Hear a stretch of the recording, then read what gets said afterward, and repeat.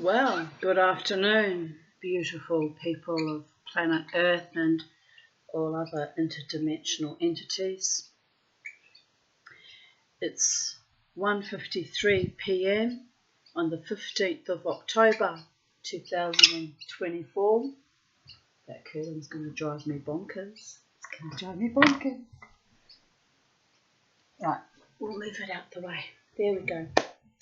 Welcome to Sacred Space at Titania's Realm.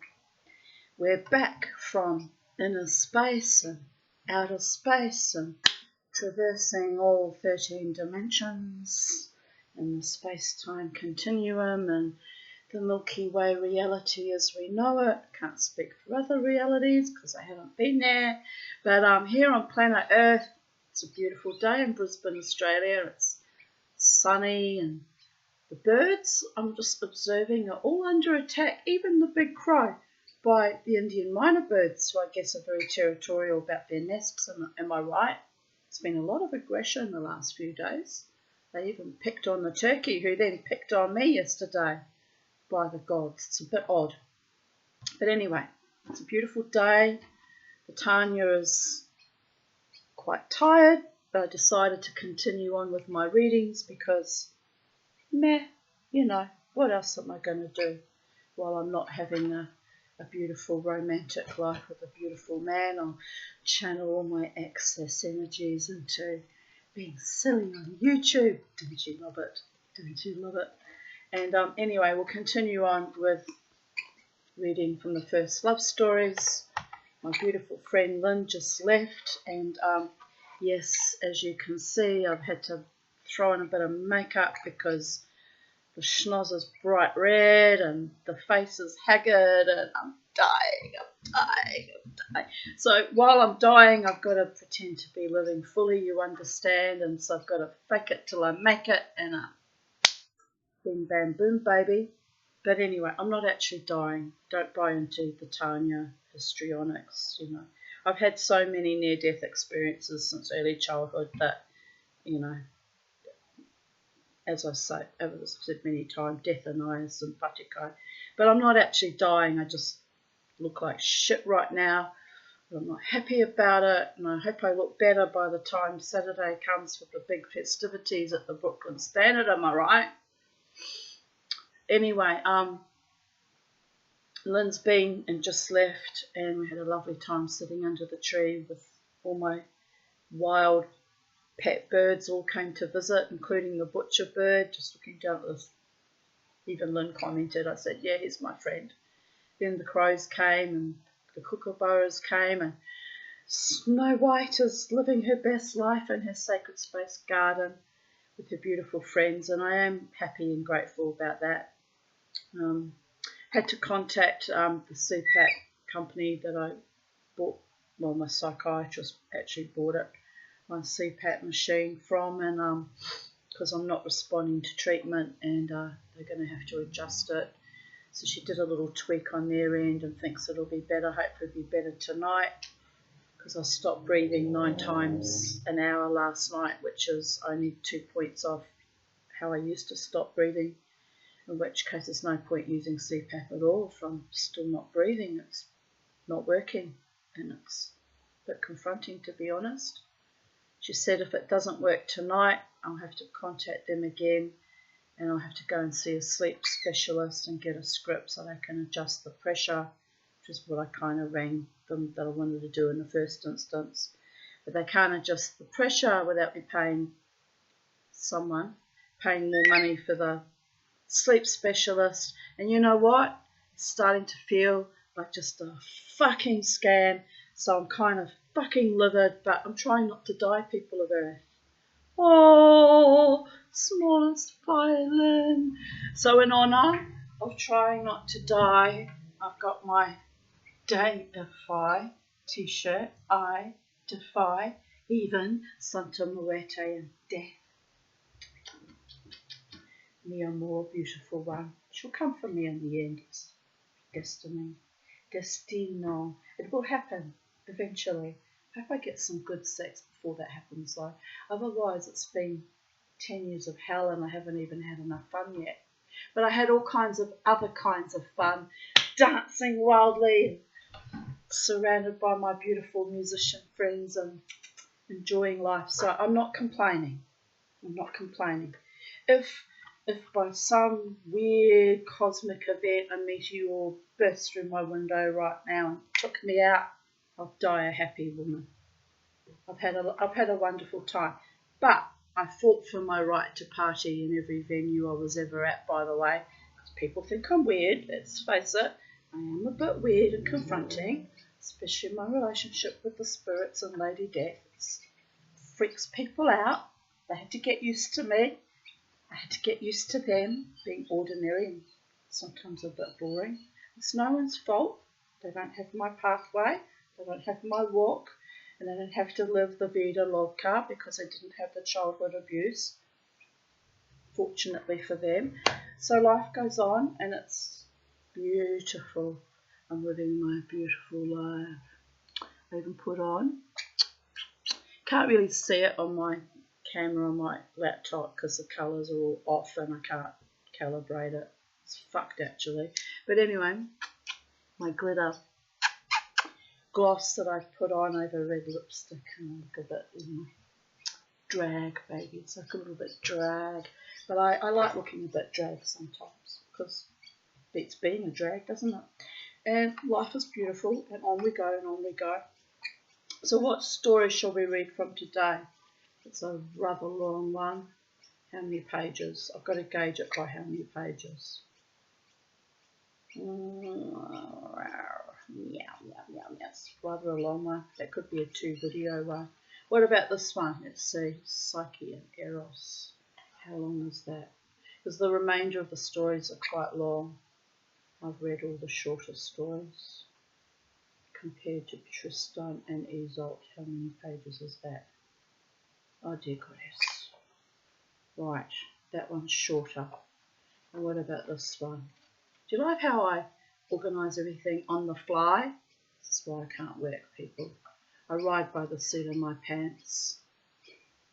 Someone, a dear friend who I adore, quite mischievously, likes to drop me in at the deep end.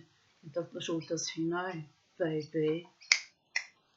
Mama T rides by the seat of her pants. I think I've even astonished him a few times. I think he was hoping that I would do the freak out. You can't freak me out, baby. I've been damaged by bigger and better and worse monsters in my day. He's not doing it to be a monster. I don't know why he's doing it. Probably just to test me. I'll lash out. I've got no intention of lashing out on someone who was so sweet and so kind and created sacred space for Mama T. Mama T is loyal to a fault sometimes. Just remember that, my darlings. But it's not nice. It's not nice to drop me in at the deep end. Mama's a very good swimmer. She was the sperm that could. Created by demons and monsters. She outswam even then. Remember that. I'm not angry. Slightly irritated, but I'm not angry. I'm not. People will continue to play games until they realise the only way to win a game is not to play. And that's not fun for anyone. And Katanya takes her energy and goes on her merry way.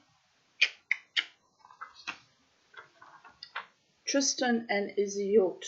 Iseult. Iseult, they spelt it. How do you pronounce that? Celtic ones? I was always taught Iseult. Tristan and Iseult. Let's read that. It's a long one though. And I am tired. Maybe I'm making a rod from my own back. Maybe I should crawl into bed and revert to zombieism and practice dying again. Some people like it when I do that. They've got Schadenfreude. Oh look, the Tanya is dying again. Let us feed with our stealing eyes, because you cannot kill the beast. Well, you can actually, but please don't do that. I'm hoping to live out my life in peace and happiness and passion and romance with a delicious man of my choosing. Mama T has spoken. Anyway, Tristan and Iseult. One man, one woman. Yes, gaga. Here we go, babies. Let's go. I'm feeling just that little bit on the edge of cray-cray. This is what sleep deprivation does to me, babies. So it can be very entertaining, titillating, stimulating, exciting, or it can be just astonishing. But if you're here on my channel, you are learning about complex PTSD survivors and thrivers and their weird and quirky little ways, and how much they love when all love is lost, and how much they get ruffled when people play cool games, and how much they rise above even that bullshit, because at the end of the day, it's all illusion, babies. You take the love with you for eternity. Remember that. That sounds like a curse, doesn't it? I guess it kind of is in a way. The love that got taken with you. Just ask, Davidson Devo that popped in and invited yesterday. Anyway, he mustn't say his name because he gets terribly excited when I give him any kind of cosmic attention at all. That is the power of Britannia. It's astonishing. It's even begun to astonish me, to be fair.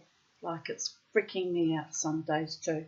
But it is what it is. It's my reality. My reality's been a bit tweaked and parlayed and unravelled a bit in recent months, and I'm trying to work out exactly why. We'll blame it on CERN. Somebody can tell me in the comments section if CERN's been active lately, because there's a movement in the force and I'm not liking it.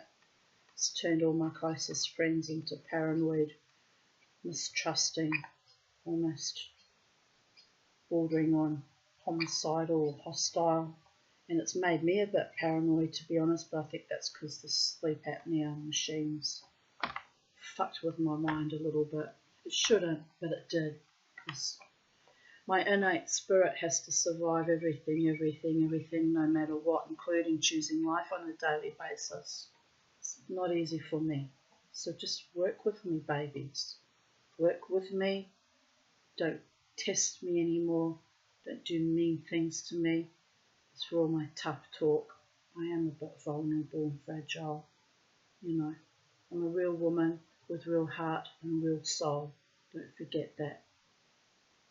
And if I get angry with you, whoever it is I'm angry with in that moment in time, I don't usually bear grudges, and it doesn't last very long. It's like a storm that blows out to sea. It's a beautiful thing. But I was put on this earth to be like that for a reason, I guess, because I haven't been able to change one single solitary thing, and it is what it is. Anyway, here we begin. Tristan and Iseult. My friends, proceed with caution. Because those are the first words I'll show you. Look, here we go. Here we go. Just so you know, I'm not paranoid. So this is going to be a pain in the ass story. Ms. Davidson will jump in, and who or whatever other spirits will jump in. I call upon the Holy One in all manifestations to protect this video from interferences of the malevolent, mischievous, trickster kind, and only allow those of love, light and truth to put in their 6 cents worth if it's absolutely necessary. Protect my space, my mind, body, spirit, soul complex. Amen. Bismillah. Isn't that ridiculous that I have to put in protection prayers for my own fucking videos because of, attachments and dead ex-lovers and whatever the fuck I came pre-programmed when I came to this planet with? C'est la vie, babies. This is a dark story. and I would not wish you to suffer such a fate as Tristan and Iseult. Are we in the mood for dark stories today? Can my nervous system take one more horror story today or any day, ever, for the rest of eternity?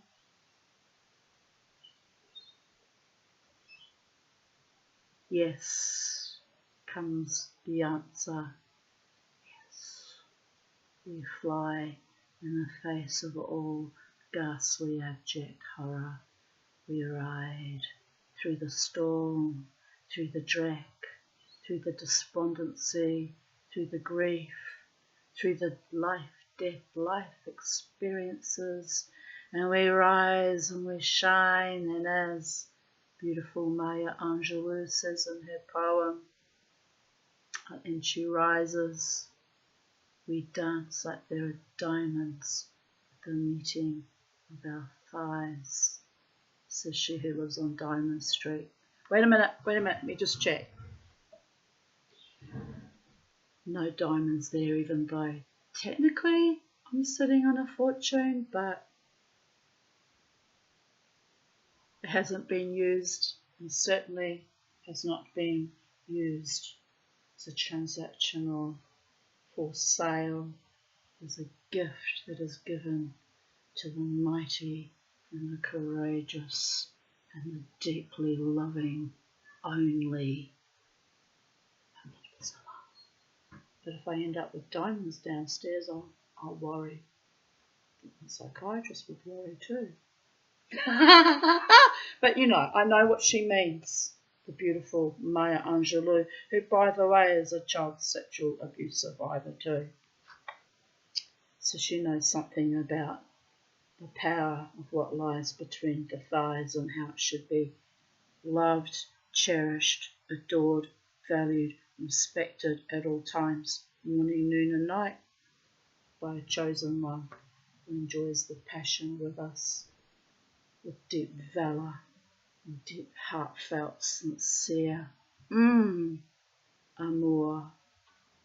Anyway, let's read the sad, depressing, fucking love story so I can crawl into my bed tonight and not breathe again and maybe not come back from it ever, and that will be my final swan song to you all. Not because the gods decree, the gods decree that I have my happy ever after, because they're just bored like that, I guess. They want to see what I do when my happy ever ending after comes. Will it be glorious? Will it be magical? Will it be loving and passionate and carefree? Or will it just be more abject blarness than you can poke a stick at? God, I hope not. God, I hope not.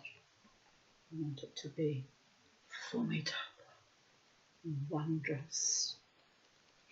The kind of love that makes angels blow on their trumpets and rejoice for me. Si, senor. I don't know why I keep speaking in Mexican, but I said to Lynn today, I need to go to Mexico or South America, possibly even France, because French appreciate my kind of looks too. I'm lost in this country in Australia where they don't find me attractive, or they play sick, fucked up games with my heart, mind and body. This is not my place. I don't belong here anymore. I've got no money to go anywhere else, but if I had, I'd have been out of here 10 years ago already. It's enough shit, honestly. It's enough bullshit. Enough is enough. But I reckon, based on how my beautiful Mexican friends used to stir me up and look at me with telling me how gorgeous I am, that's my place where they get me, people. My trauma, my cumulative trauma, and my short, fat hobbit body. Hopefully I won't be fat forever much longer either. I can get my health in order. I should be doing a long walk around the block, or jogging. Oh no, jogging's not good for my joints. But I could be swimming right now, or walking, or I could be I could be living La Vida Loca, dancing right now. Maybe I will later on. I don't feel too exhausted. What do you say to that, Chai? Mummy put on the loud rock music and we do the mosh. We do the mosh and the posh and the tosh. We do the push, we do the twerk. Mama will never twerk, it's beneath her dignity. We do the... I better learn to twerk if I want to have sex again, won't I? Because you've got to, like, pump that ass upwards and outwards like a bonobo monkey. And oh, no, I can't. I just can't. I just can't. Oh, dear goddess. Too old for that shit. But that young girl that was twerking for me the other Friday night, the other week, she was beautiful and slim. She didn't look like a bonobo monkey. If I did it, I'd look like a gorilla that someone let out on day release from the zoo and somebody would lock me up, I'm sure. No. Mama T must maintain decorum.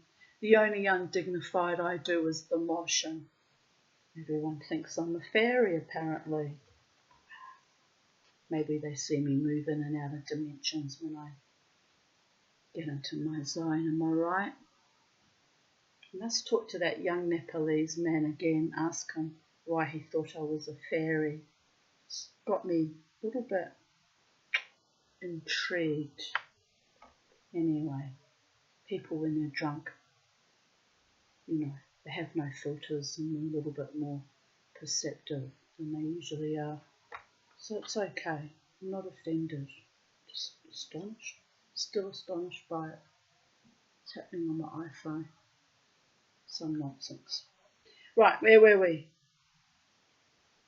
Would not wish you such a fate as Tristan and Iseult. But you protest. Where is their joy without sorrow? Where is their ecstasy without pain? It's bullshit, You can't have joy and ecstasy without the constant grinding agonies and pain that some people aren't happy unless they're tortured or in pain, am I right? I'm starting to wonder if I've become that kind of a person.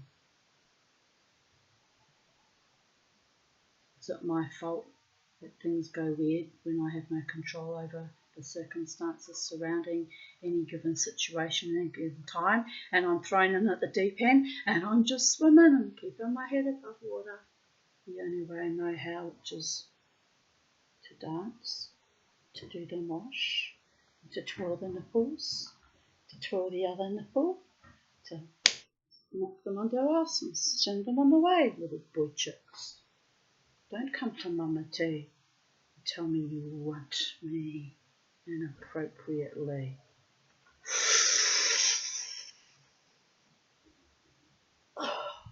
Anyway, where was I? My young men. Young men love me, and it's getting weird. Why is that? Is it because I'm fat? Is it because I don't give a fuck?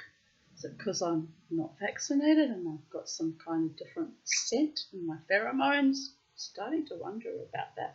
I asked my psychiatrist about that, point blank. Said, is beneath consciousness, do I smell different? No, he said it's just a change in culture with the COVID, the pockets. Married couples trying to lure single people into their weird threesomes, and the young are trying to get onto really old people. It's like, what the fuck? Why would you do that? Young people should be with the young and the vigorous. That's what it is. They don't want to breed anymore. They're all self-effacing and annihilating themselves, denying themselves their children, falling in love and in lust with old ladies. It's indecent, I tell you. Indecent. That's why my daughters aren't married and don't have children, by the way. Not that they go for young men. I've occasionally had frotterings with young men, I admit. Back in the old days, when I was in my 40s. I did. I admit to that. I'm not proud of it, but I admit to that. But by the gods, I never once seduced them or went after them. They hounded me the fuck down to the point it was almost bordering on a rape scenario. They wouldn't leave me alone. But Jesus. Anyway, I'm older now, and I do not play those kind of games. Play along with those kind of games. It's like, start your crap with me if you're younger than 20 years younger. As my mother would say in German, weg damit. Respect my age and stage of life and my authority. You know what the cosmic joke will be? If I fall in love with a really young man, oh dear goodness, that would be weird. Stranger things have been known to happen. I had a great-great-grandmother called Cecilia Herbert, great-great-grandmother, right? Came out from England, I think at the turn of the century, to New Zealand when there was nothing in New Zealand. No shops, no infrastructure, nothing but mud and warring Maoris, because it was, the Maori Wars, which is fair cop, it's their land, and it was colonialism. She married, she came out with her husband. No. Richard Rush. No, wrong husband, wrong grandmother. That was the next generation. Was it or was it not? No, it was that generation. I think it was him. He came from being a convict in Australia, right? New South Wales, a convict. Left behind a wife and I think 3 or 4 kids in England, not by choice. He was sent out as a convict on the ships to the Antipodes, to Australia. And when he got his freedom, he went to New Zealand. That's right. And he married my great-great-grandmother, Cecilia Herbert, who I think must have been quite a bloody woman for Jesus. She had Spanish ancestry. It's probably why I keep drawing in Latina men or Spanish or Italian or Latin, that kind of French, that kind of Romance, Latin type languages, or, that kind of flavour. Also, they love my wildness, don't they? Who doesn't love a wild woman? I love wild women too. Not gay, but I do love wild women. And men, as long as they're not too wild and aggressive with me. But anyway, I digress. Cecilia Herbert, my great-great-grandmother, married this convict. And she had some children with her. Anyway, he drowned out at Petone, which is on the edge of the harbour of Wellington. Drowned. Not all that far out at sea, actually. Drowned right in fucking front of her. So what did she do? She's a survivor, baby. It's in my DNA. She married his son. Not related to her by blood, but she married her stepson. He was a lot younger, about 25 years younger. And that was the happiest relationship of her life. So my great-great-grandmother keeps sending me inordinately young men. I'm sure she's trying to stir me up. Like, alright, it worked out for her, but those were different times. If a woman didn't marry in those times, she died, literally died, or ended up a prostitute and then died. So, I have freedom, I have choices here. I don't have to throw my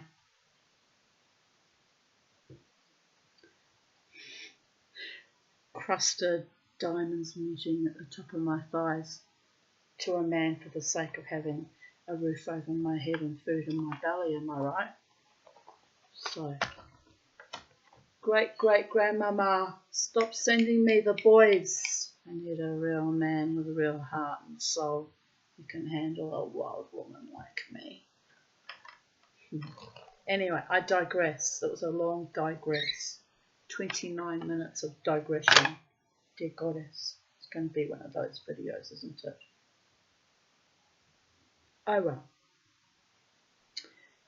But you protest. Where is their joy without sorrow? Where is their ecstasy without pain? And I say,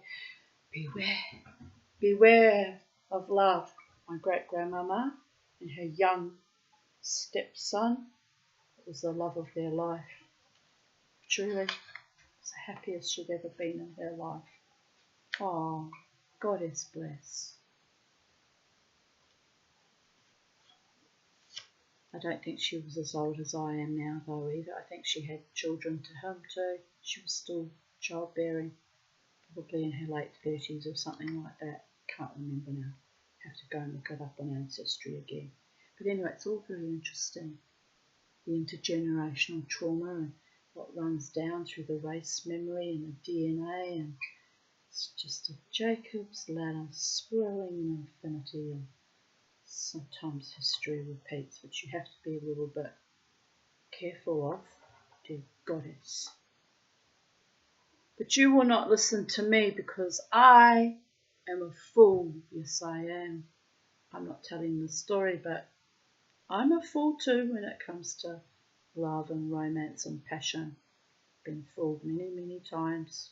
Probably be fooled quite a few more before I leave this mortal coil. It's getting a bit annoying being made a fool of, but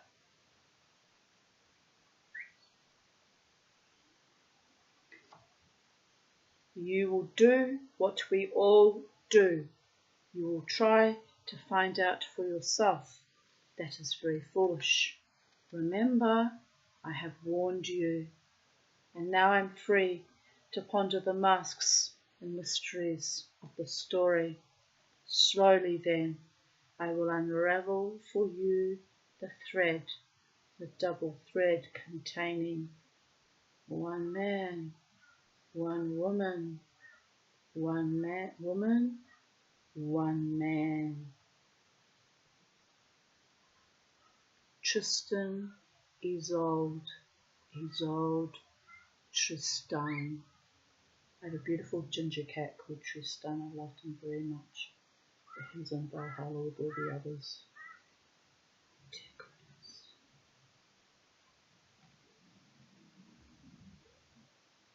In the time of the troubadours, long ago, in a castle in Parmeny, an orphan was raised secretly by a vassal.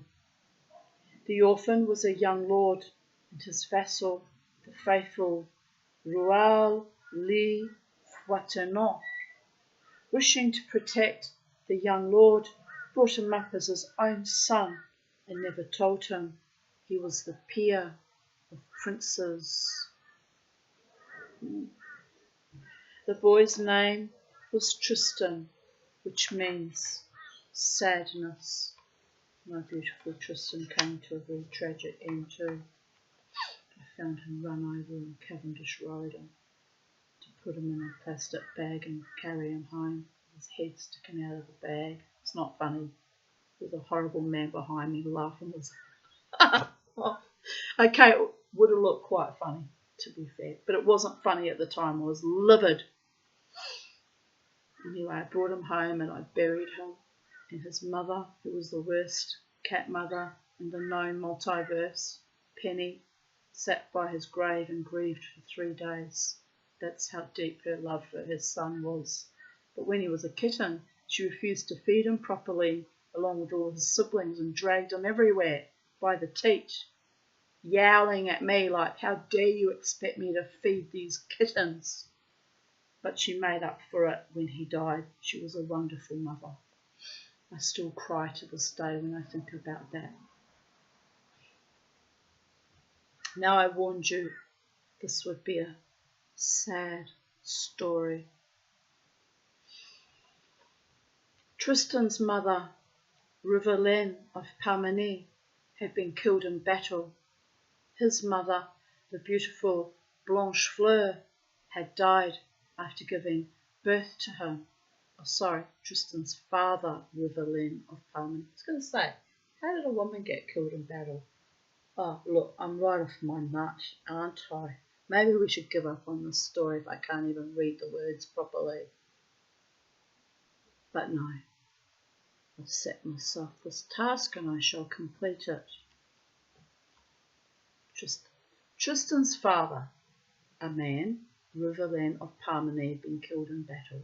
His mother, the beautiful Blanchefleur, which means white flower, had died after giving birth to him. Sad, sad, sad, all very sad indeed.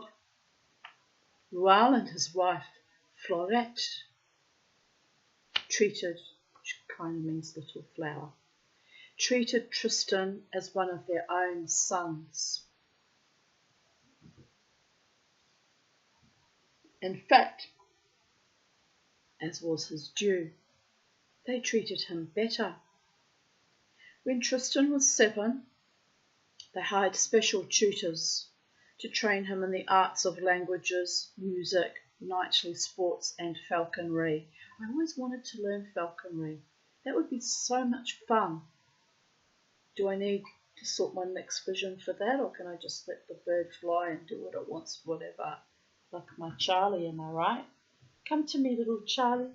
Show them how you're a good falcon. I can throw you to the 4 winds and then you fly back to Mama, no matter what. Except she can't fly. So you're a captive bird, a captive audience, like my YouTube subscribers who love me no matter what. By the time they finish watching my videos, Charlie, they all need therapy. Therapy, the rapey. Yes, you scratch your ear.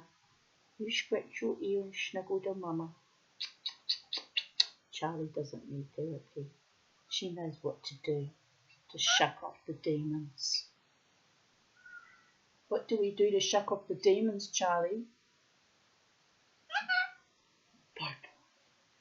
Oh, God bless our beautiful Bobo. Where's our Bobo? Where is our Bobo? Where is he? I love you. Say, I love you, Bobo. Whatever dimension they took you to, we love you. Wait for us. But not yet, Charlie.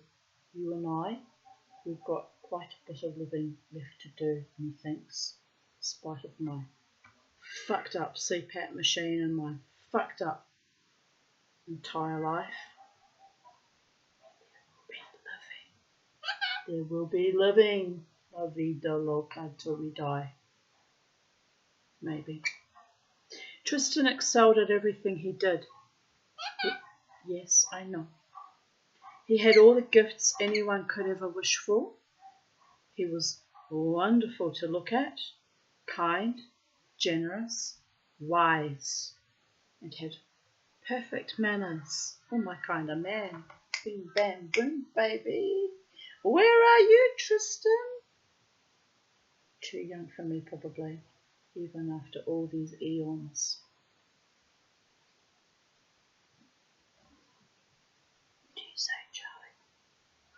Can you say Tristan?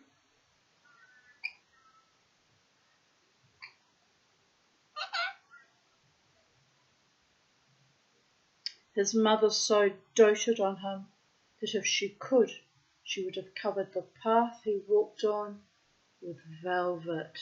It's not good. You ruin a man when you do that. It's you ruin them for any woman that they marry or cohabit with in their adult life. Spoiled little boys. I had one too. Dear goddess. Anyway, so here we already have the root of the story and how it's going to play out. Spoiled little pampered little pooch of a boy.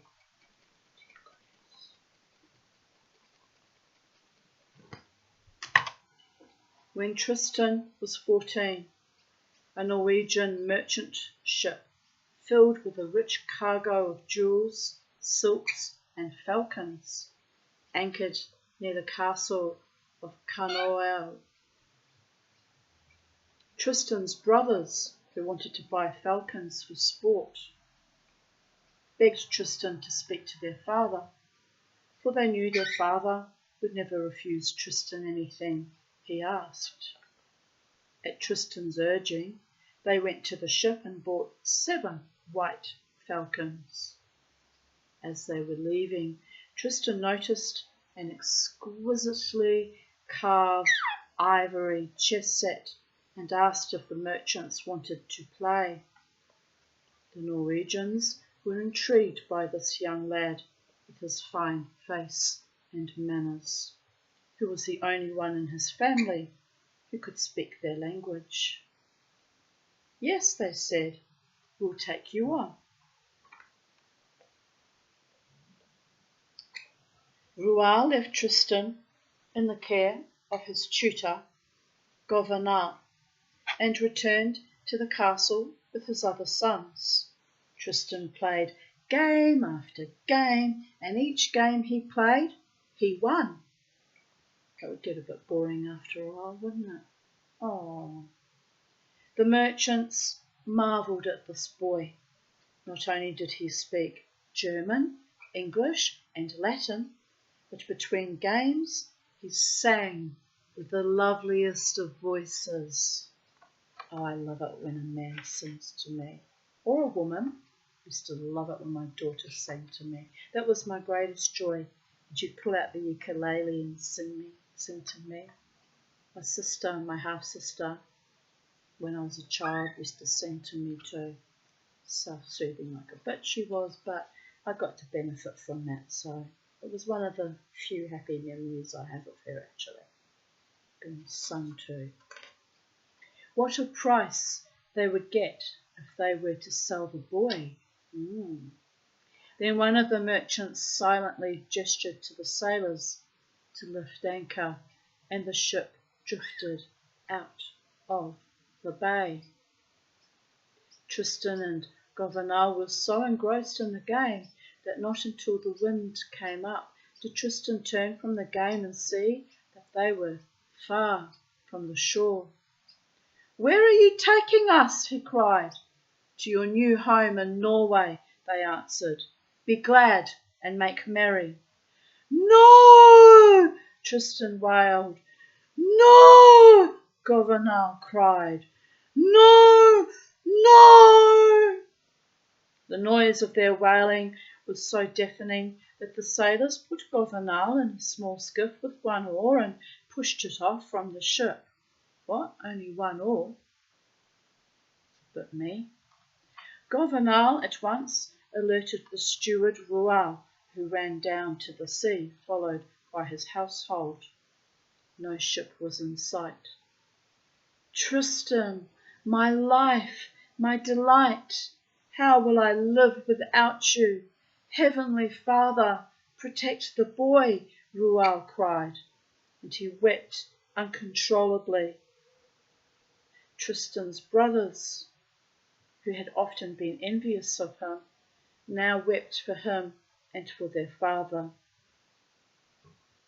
Florette too wept and prayed for her son and her lord. But we were going to get the son to buy the cookie, but he stopped. Stingy bird. Tristan did not stop his wailing. The sky changed. Great waves rose up from the sea. Lightning flashed across the sky. Rain and hail pummeled the ship. After 8 days, the sailors, in terror, begged the captain to release the boy. The moment the captain agreed, the waters became calm and the storm ended. Tristan's got powers. Like my grandfather, Anton Petula. Very powerful he was. As soon as they saw land, they put Tristan ashore and sailed away. Tristan looked about him. He did not know where he was. All he saw were crags and cliffs and the raging sea. What did he do? Why, what any child would do. He wept. He wept. Oh, he wept.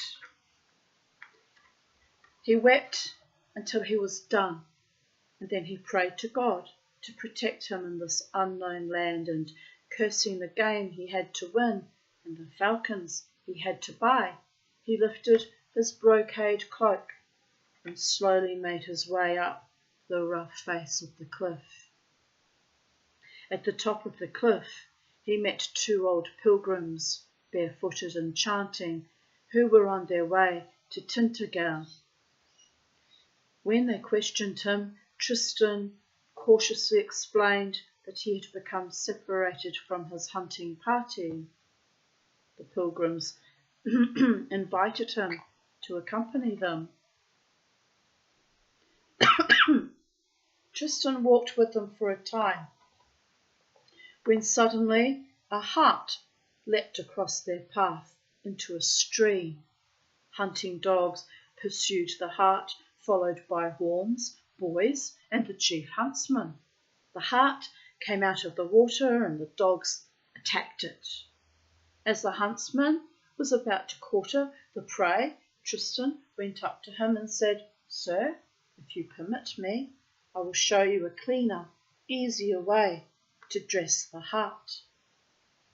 The huntsman looked at the young man in his green brocade cloak with a white ermine lining and thought, "Before me stands either a foreign squire or a baron." "Sir," the huntsman said, "I would be pleased if you would show me your method, for I know only this way."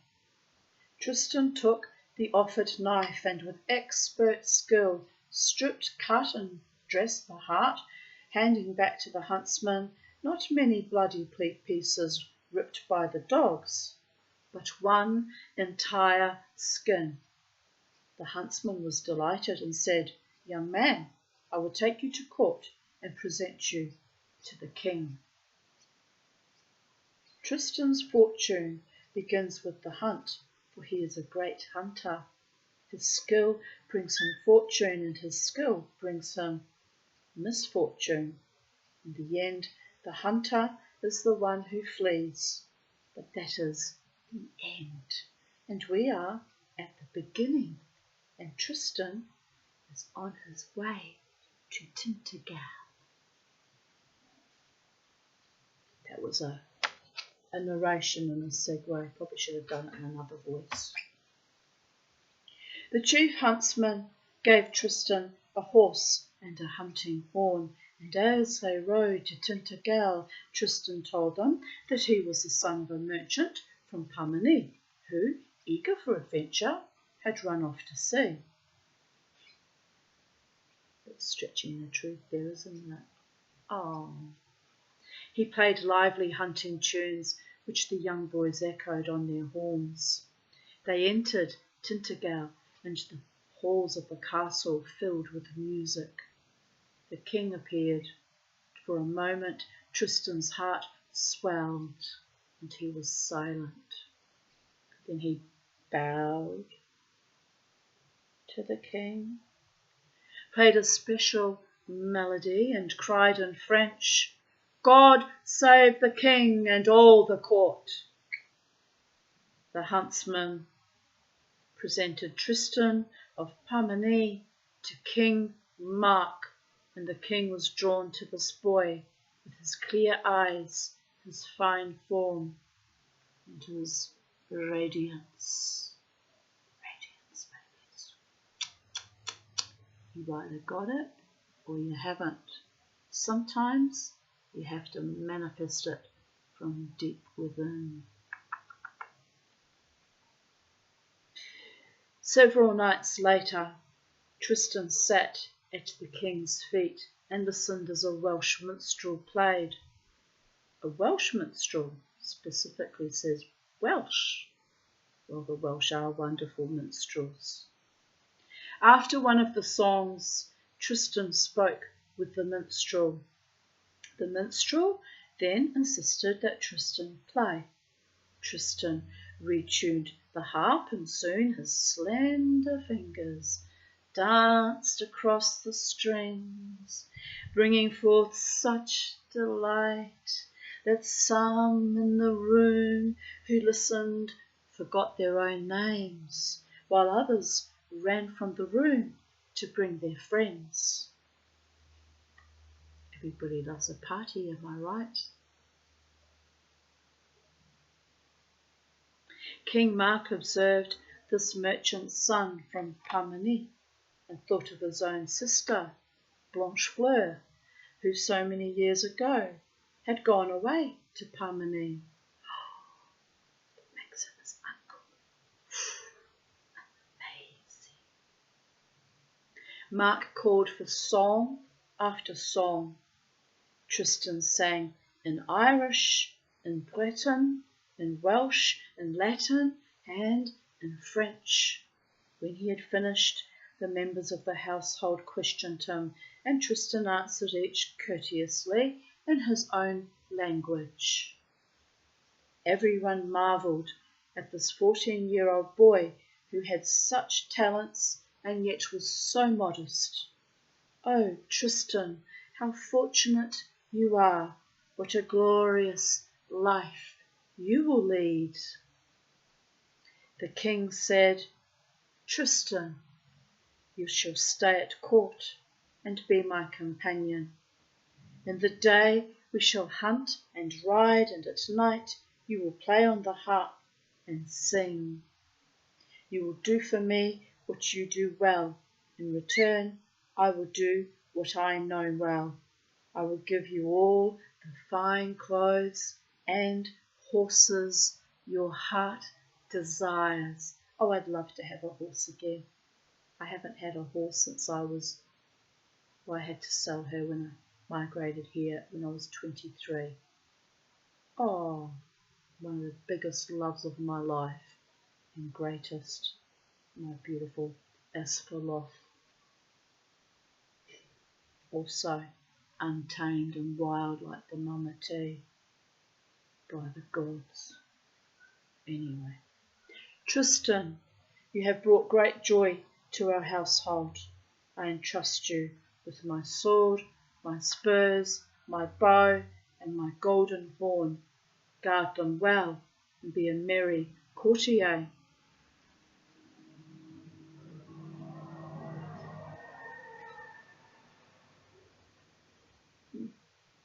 And so Tristan came to live in Tintagel and became the court favourite.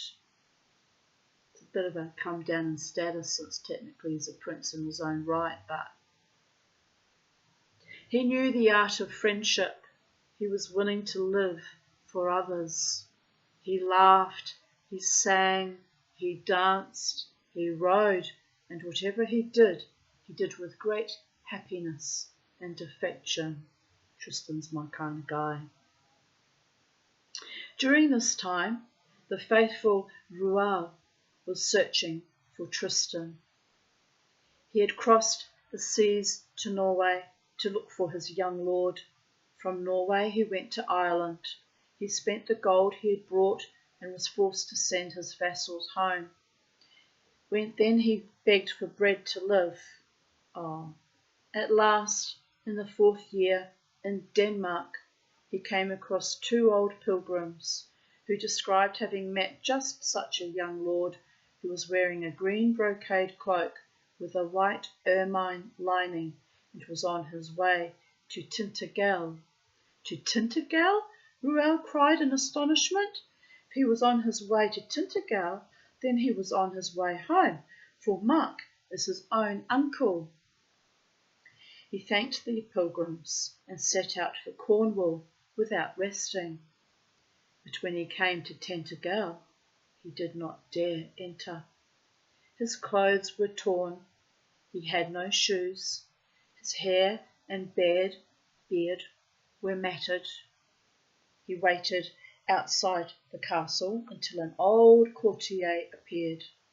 Rual went up to him and humbly asked, Sir, do you know of a page at court by the name of Tristan?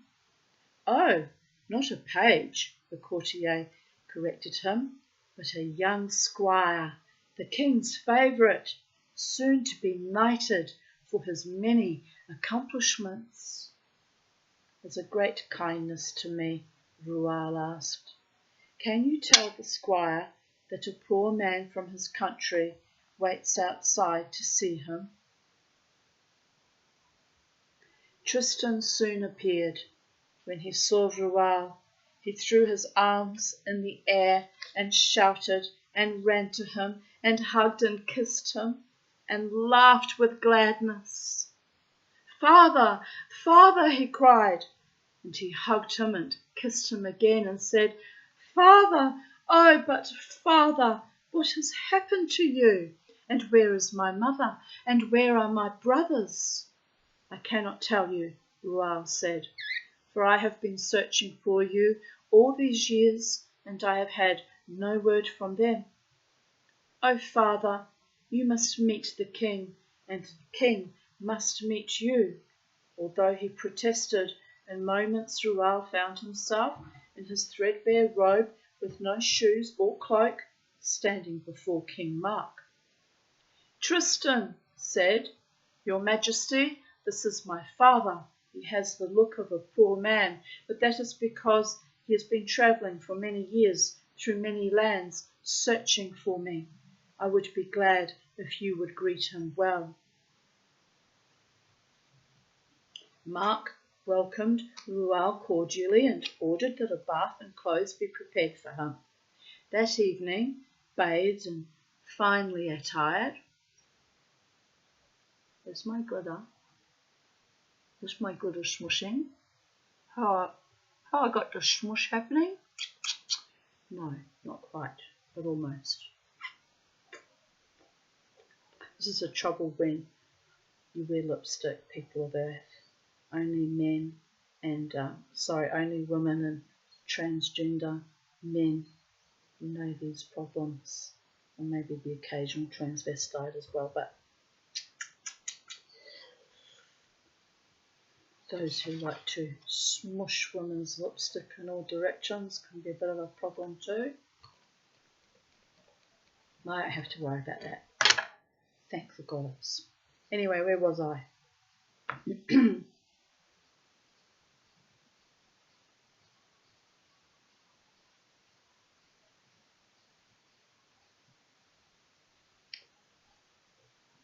That evening, bathed and finely attired, Ruel sat at the table with Mark in the court. Tristan sat across from his father, gazing at him with happy eyes. Tell us of your journey. Tell us of your country and your family, Mark asked Ruel. Sire, I have had no news of my family. 4 years ago I left my wife and 3 sons to search for this boy who is not my son. Not your son? Mark said. Then why does he call you father? I am his servant, not his father. Then tell us of this marvel. Sire, lords and ladies, my lord was Rivalen of Parmeny. I do not know if you remember this noble knight who came to your court many years ago. He was the greatest of knights, brave, generous, handsome, loyal. Oh, my kind of knight too. He gave joy to all who were in his company. He had only one fault, his arrogance. Yes, that can be the undoing of a person. He had a dreadful temper and could never forgive a wrong. Humanity does sometimes forgive if the apology is sincere and heartfelt. I'm not a complete arsehole. There's only one I refuse to forgive that still haunts me, which is astonishing. And he knows why. He knows why. I did forgive him actually. That's why I refuse to forgive him now. Because I once forgave him, and instead of changing his evil, vicious ways, he continued on to abuse. So he will never be forgiven again for the rest of eternity. And he knows that, even though I do sometimes still have these little conversations with him. But not today. You noticed he didn't jump in when I mentioned that? Maybe I should do the protection prayers every time I make my videos. Let's move on one way to Skinner. Dead Israeli lover man, am I right? Ghost of a Texas ladies man. That's kind of what I'm riffing on when I say that. I hope you get my sense of humour, babies. It's a bit astonishing, my sense of humour. Keeps me entertained if no one else. Anyway, he had a dreadful temper. and could never forgive a wrong. He was always warring with his neighbour, the arrogant Breton Duke Morgan. Well, at a time when a truce was declared between Morgan and Riverland decided to journey to Tintagel to perfect himself in the arts of chivalry. That May, Mark's vassals travelled from all over England for a month of festivities. On grassy meadows, under lime trees and leafy arbours. I remember in my video that arrant, naughty spirit, mischievous one who shall never be forgiven, mentioned England, and I said I can't go and live there because it's too thick and cold. Here we are. We're in England right now, babies, in this story. So you see, no accidents in the universe. None. Everything perfectly mirrors something else sooner or later. Synchronicities, baby. Jungian synchronicities. On grassy meadows, under lime trees and leafy arbours, knights and garlanded ladies set up their tents and silk pavilions. There was music and dancing and feasting. Clowns and jugglers and fools. I don't think they mean that kind of fool, though. They mean, the ones that do magical tricks and clown around with the clowns and the jugglers. Certain knights met in council with the king. Others paraded in the newest fashions, and still others competed in jousting, fencing, and wrestling. Blanchefleur told me that the knight who outshone all the others was Riverland of Parmeny. The court ladies watched him compete and whispered among themselves, "How magnificent his legs are, how elegant his clothes, how fortunate the woman who will have her pleasure with him." Wow, looks can be deceiving, people of Earth. Blanchefleur heard what the others said, but it was not her ears as much as her eyes that were caught. The sight of Riverland entered her heart, where he took over her heart's crown and sceptre. After the tournaments, each knight galloped in the direction of his fancy. Riverland rode up to King Mark's sister, bowed, and said, "God bless you, lovely lady." Blanchefleur answered, "And may God, who gladdens all hearts, gladden yours. But you have hurt a friend of mine, the best I ever had." Riverland imagined that he had unwittingly injured a kinsperson of hers in the past, but no, the friend she was referring to was her heart. "Lovely lady, I would in no way wish to harm you," Riverland said. "State your command, and I will do as you wish." "Another time," Blanchefleur said, with a sigh. "I will test you another time." Oh my goodness, I feel almost like a medieval queen, the way I've been tested in the most sometimes ignoble ways. Then, you have to laugh. I see the funny side of it, to be honest. Then Blanchefleur languished for the knight from Parmeny, for she did not know if he cared for her or not. Oh, sweet agony, that not knowing, it almost kills one. He had taken her heart, and when she imagined that he was stealing other women's hearts as well, as they do, she despised him Mm, yes, I hear you, sister. It's very easy for love to turn into despising when too many games are played. Had that with the last lover 10 years ago, did we not? Ugly it was. Very, very fucking ugly. An ugly soul.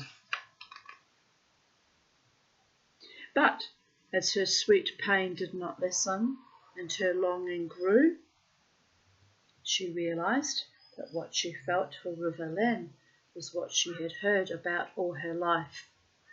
She loved him. He was her destiny. So the next time he looked at her, she did not lower her eyes, but gazed steadfastly back at him.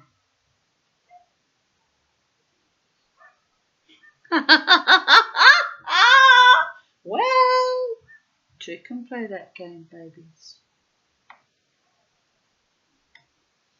And Riverlin let her enter his heart, where he crowned her queen. Isn't that romantic and sweet? It really is. I'm loving it. I'm not looking forward to the sad ending, but so far I'm loving it. Soon after this, Riverlin was called off to battle to help the king. In the first fight, Riverlin was injured. The other ladies pitied the handsome knight, who would never again compete in the tournaments.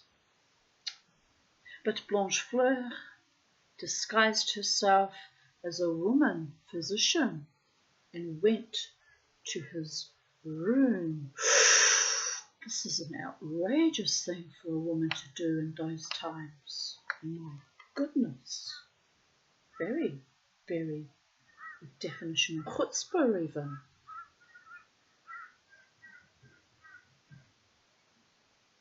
When the others left, she knelt by his bedside. His eyes were dim and unseeing.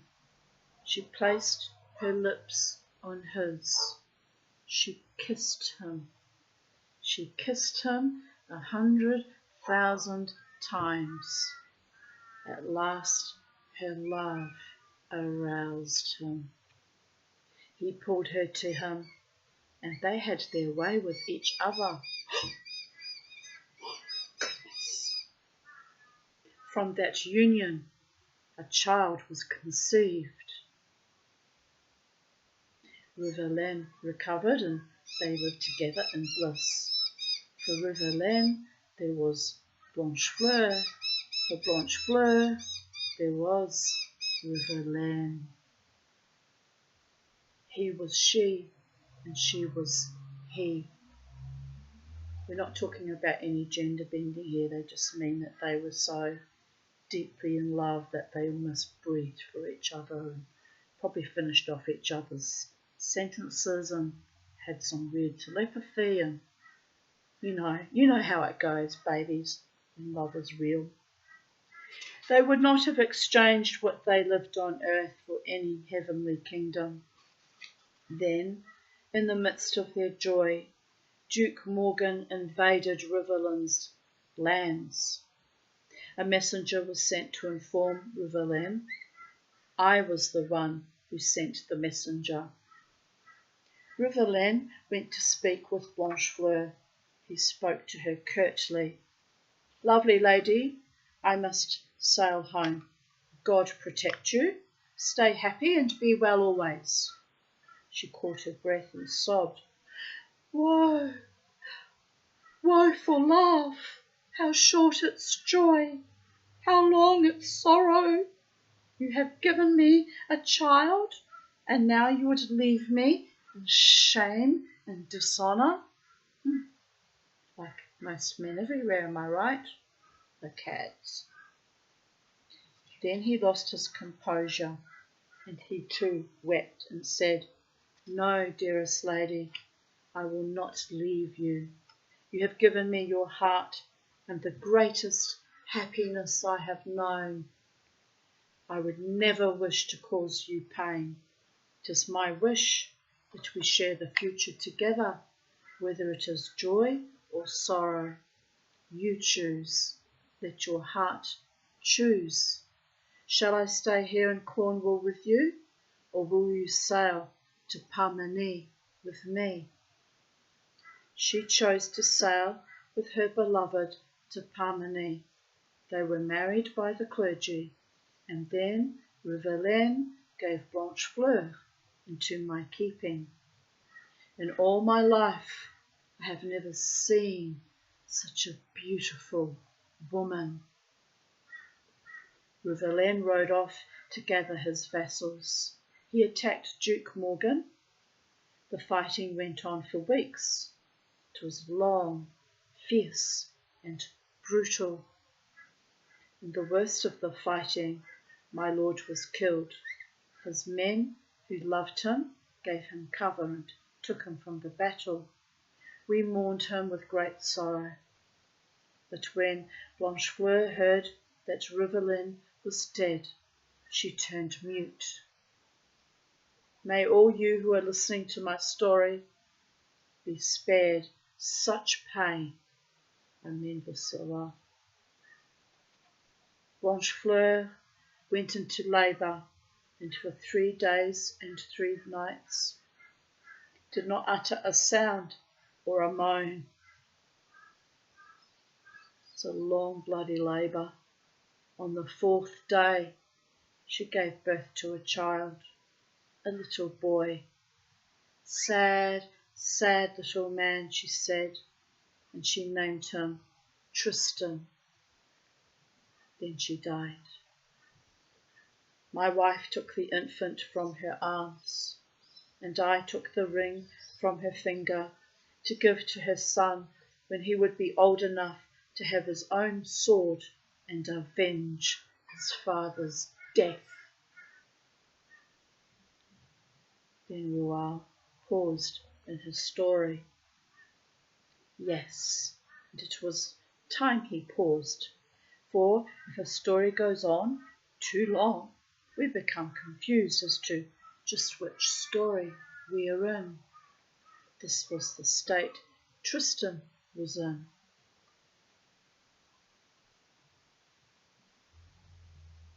Tristan was stunned.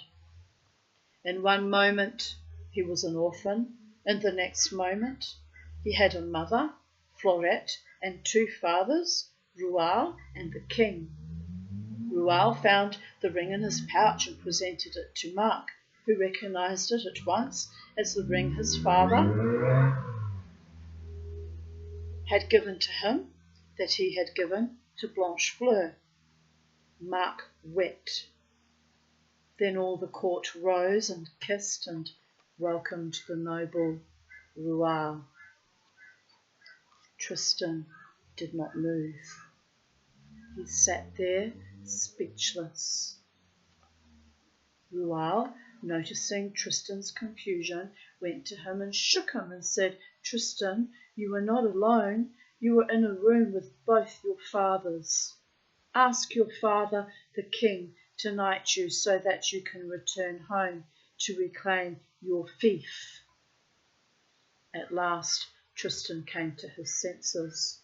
He knelt before Mark and said, Your Majesty, I beg you, knight me and give me 30 companions to help me avenge my father's death. Let me be knighted in proper style, and let God bestow sufficient property on me that I might gain great wealth and honour. King Mark looked at the handsome youth with pride. He had loved him before he knew he was his nephew.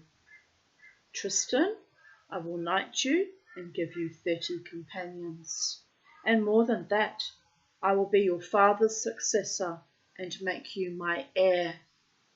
Go to Parmeni, settle your affairs to your advantage and honour, and come back quickly, for I will not marry. I will wait for you. You will be the next King of England and Cornwall. In modern times, I think Cornwall was part of England. It must have been different states in those days. So there you go. I learned something new today. Did you? A month later, Tristan and his 30 companions were knighted and came from Mass carrying their newly consecrated swords. Mark blessed him and said, "Now that your sword is consecrated, remember your knightly duties. Do not forget your birth and nobility. Be proud before the mighty.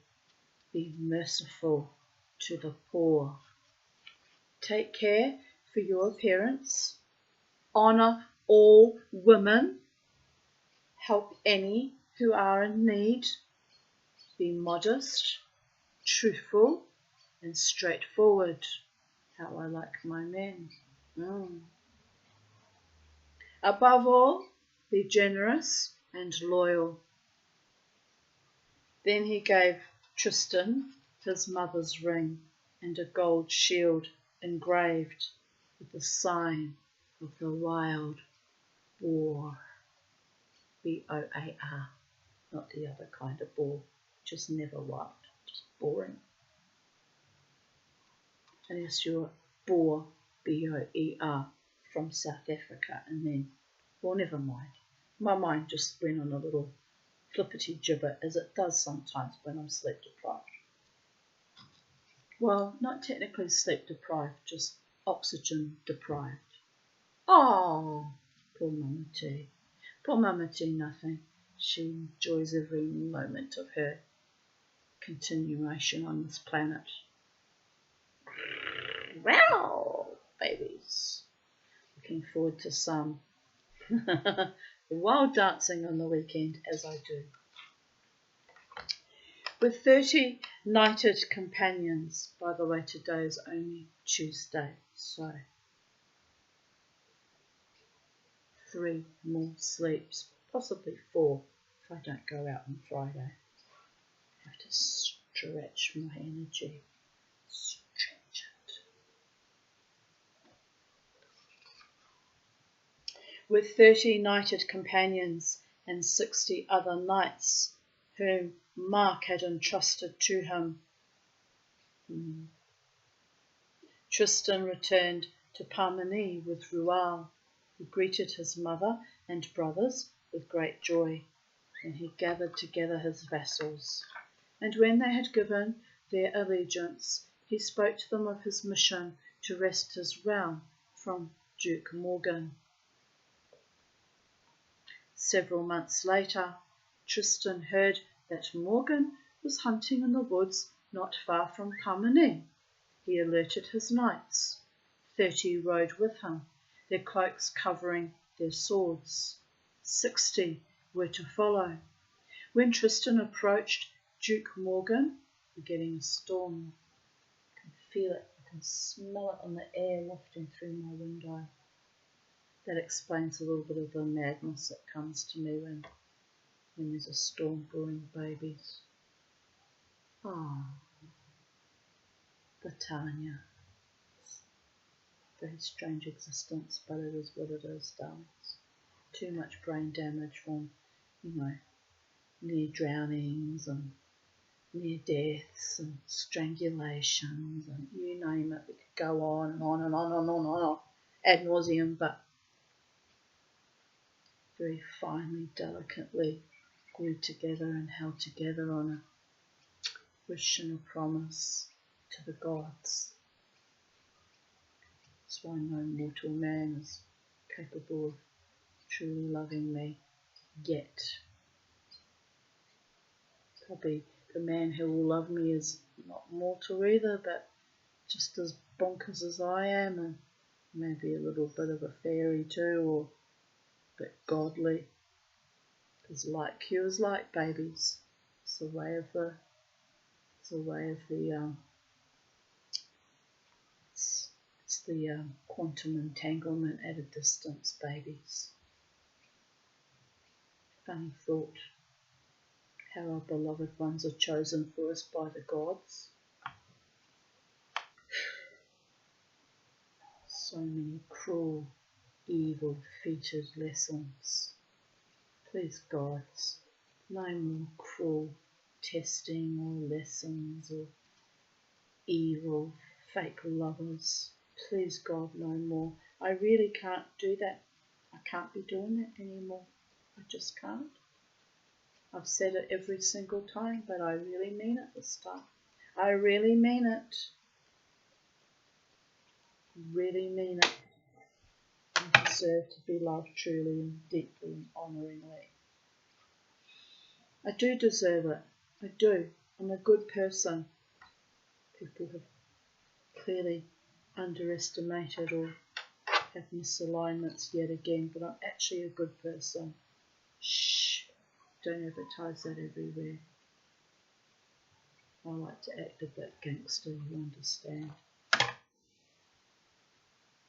Got to move between both worlds, the dark and the light, so I can drag people up by the scruff of their neck, give them a good shake, cast them back into the fray, as has been done to me many times, by the way. Have to walk that walk to have those abilities, darlings. It's not for ordinary mortals to do that.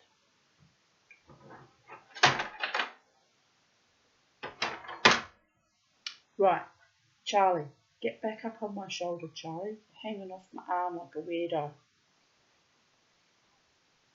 Do I need to grab you by the scruff of your feathers? She's a weird little bird. She's my weird little bird. No, don't play with that little one. Do you want to go in your cage? I'm getting all activated because the storm's coming too. I know, the birdies told me already half an hour ago, didn't they? Yes, the cookie came and he went, ha ha ha ha ha ha ha. There's a storm coming, motherfuckers. Joan's like, whatever. I live inside with my mama. Doesn't rain on my parade. Several months later, I resume my story. Tristan heard that Morgan was... Oh, we read that. 60 were to follow. That's right. That's where I got lost in space.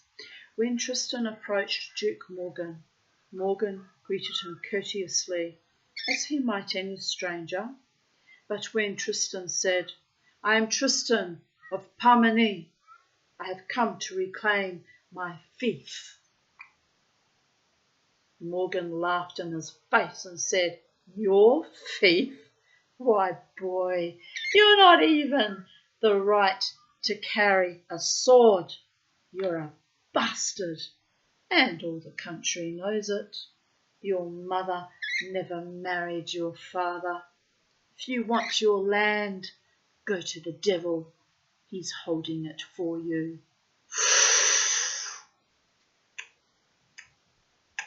Wouldn't be tempting the devil if I were him. Not wise. In a fury, Tristan drew his sword from under his cloak and split Morgan's skull, as you do, separating it down to the tongue. Nasty. Morgan's companions attacked.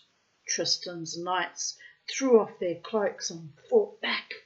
They fought all day. The earth was soon covered with skulls and blood and swords.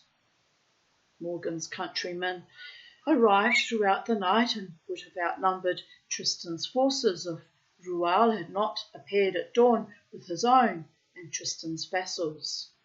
To the cries of Chevalier Parmeny, they attacked and defeated the Bretons. Tristan was then given great honour for having reclaimed his fief. But now, what was he to do? He had two fathers who both loved him. Was he to stay in Parmeny, or was he to return to Cornwall. Tristan chose to divide his property from his person. He gave his wealth and his revenues to his father Rual, and upon his death his fief to Rual's sons. Then he returned to Cornwall with Governor. Rual sadly watched Tristan depart. No man ever inherited a fief with greater sorrow than Rual.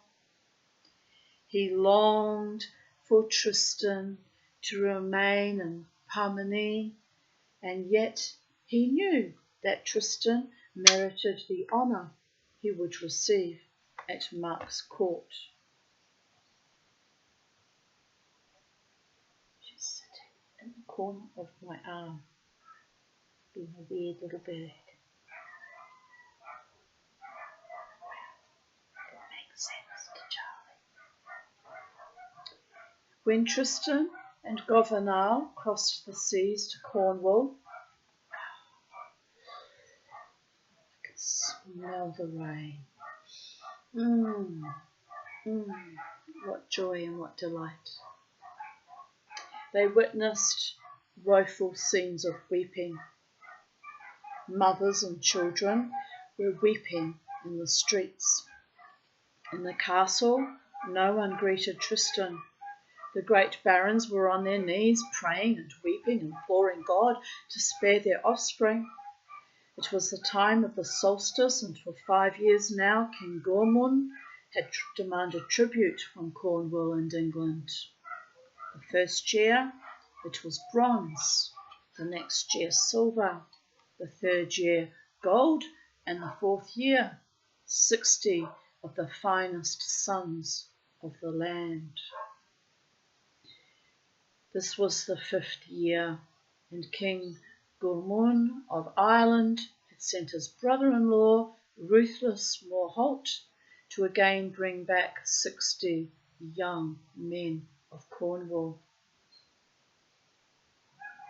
Tristan walked boldly to the head of the hall, where King Mark and Morholt were about to draw lots. Tristan spoke loudly for all to hear. Barons, lords, have you forgotten who you are? You are the equals of kings, the peers of princes. Would you sell your sons, your very lives, into slavery? God would not have you sell your children into slavery. Is there not one among you who dares to face Morholt? Choose one man, pray for him, and let him face Morholt in single combat. O Tristan, the men nearest to him spoke, Morholt has the strength and power of 4 men. He is pitiless. No one man can fight him. Then you have forgotten your births. If no one dares to risk his life to end the weeping in Cornwall, in God's name, I will take on the combat for all of you. Our towns and fortresses have been levelled, but now we are strong enough in both men and wealth to stand on our own. And although Mark tried to dissuade him, Tristan threw his glove at Morholt's feet. Morholt stood up. He towered over Tristan. He looked down at him and said, I have often heard such boasting. A treaty was made long ago of force or tribute. If you refuse tribute, since there are not enough men with me to ride to war in proper defence, I will meet you in 3 days' time at the Isle of St. Samson in single combat. And he gave Tristan his glove. 3 days later, Morholt beached his purple skiff at the Isle of St. Samson. Soon after, Tristan arrived and pushed his boat out to sea, brashly proclaiming, "Only one boat is needed. Only one of us will survive." The two knights mounted their horses and charged. They flew at each other with such speed that each knight's spear was splintered on the other's shield. Then they drew out their swords and fought from the saddle, blow by blow, parry by parry. It was a glorious fight until Morholt fell on Tristan like a thunderclap and let loose such a rain of blows that Tristan thrust his shield too far from his side, and Morholt struck him in the thigh, wounding him. Blood rushed to the ground. "Give it up, vassal," Morholt cried. "You can see for yourself your cause is not just. You are beaten.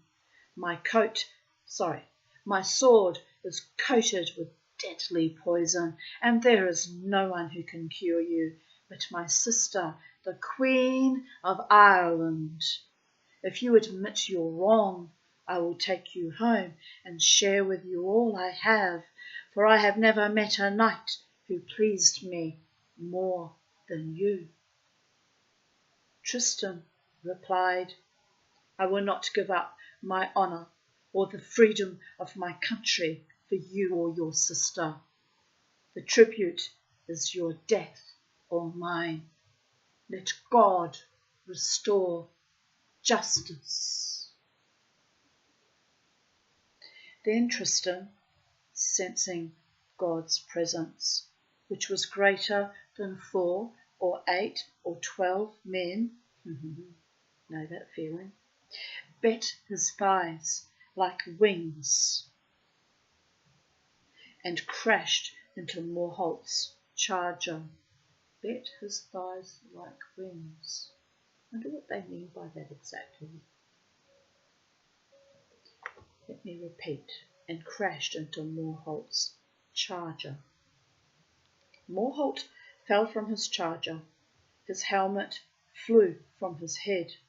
He covered his back with his shield, but before he could reach his helmet, Tristan struck him. The blow was so fierce that when Tristan withdrew his sword, a fragment of steel remained embedded in Morholt's skull.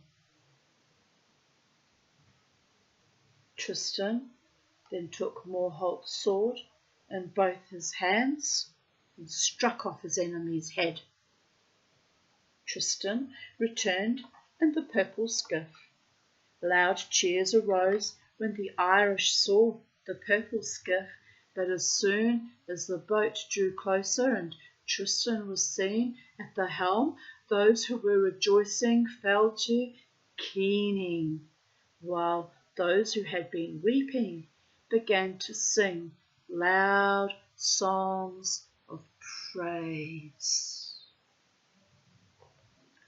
Joy and sorrow, sorrow and joy, the English and the Irish and the English, up and down, down and up, around and around, and here is much of our story. One man's sorrow is another man's joy. One woman's joy is another woman's sorrow. Alassie, alassie, aladdie, aladdie, aladdie, alas. Sadly, the Irish collected their hero and brought him home. The king ordered that all people landing in Ireland from Cornish ships should be hung without mercy. The queen, despite her fame and healing, could do nothing. Still, she plucked the steel splinter from Morholt's skull and placed it in an iron box so that she would not forget the name of the man who had murdered her brother.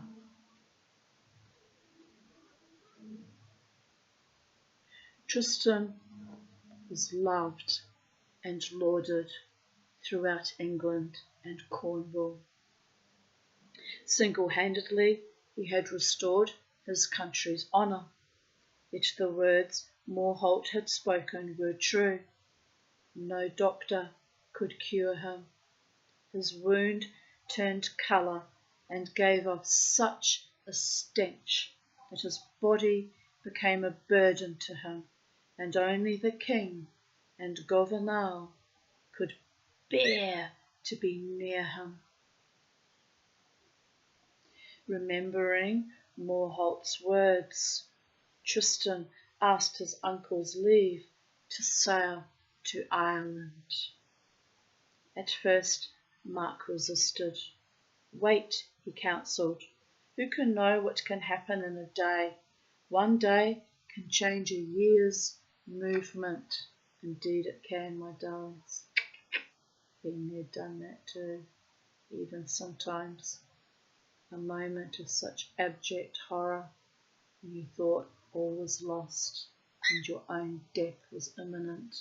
In a millisecond, fortune favoured Britannia, the courageous one, the beautiful one, the daughter of the gods.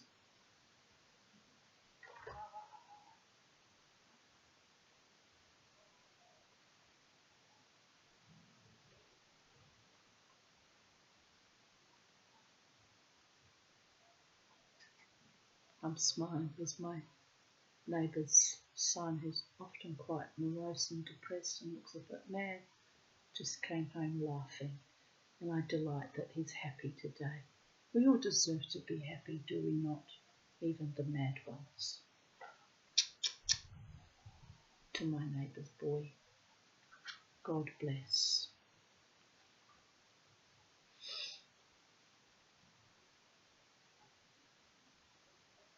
Forgot where we were at.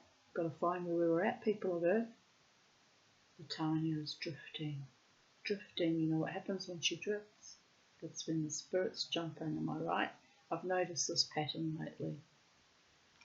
My protection prayers remain in place though.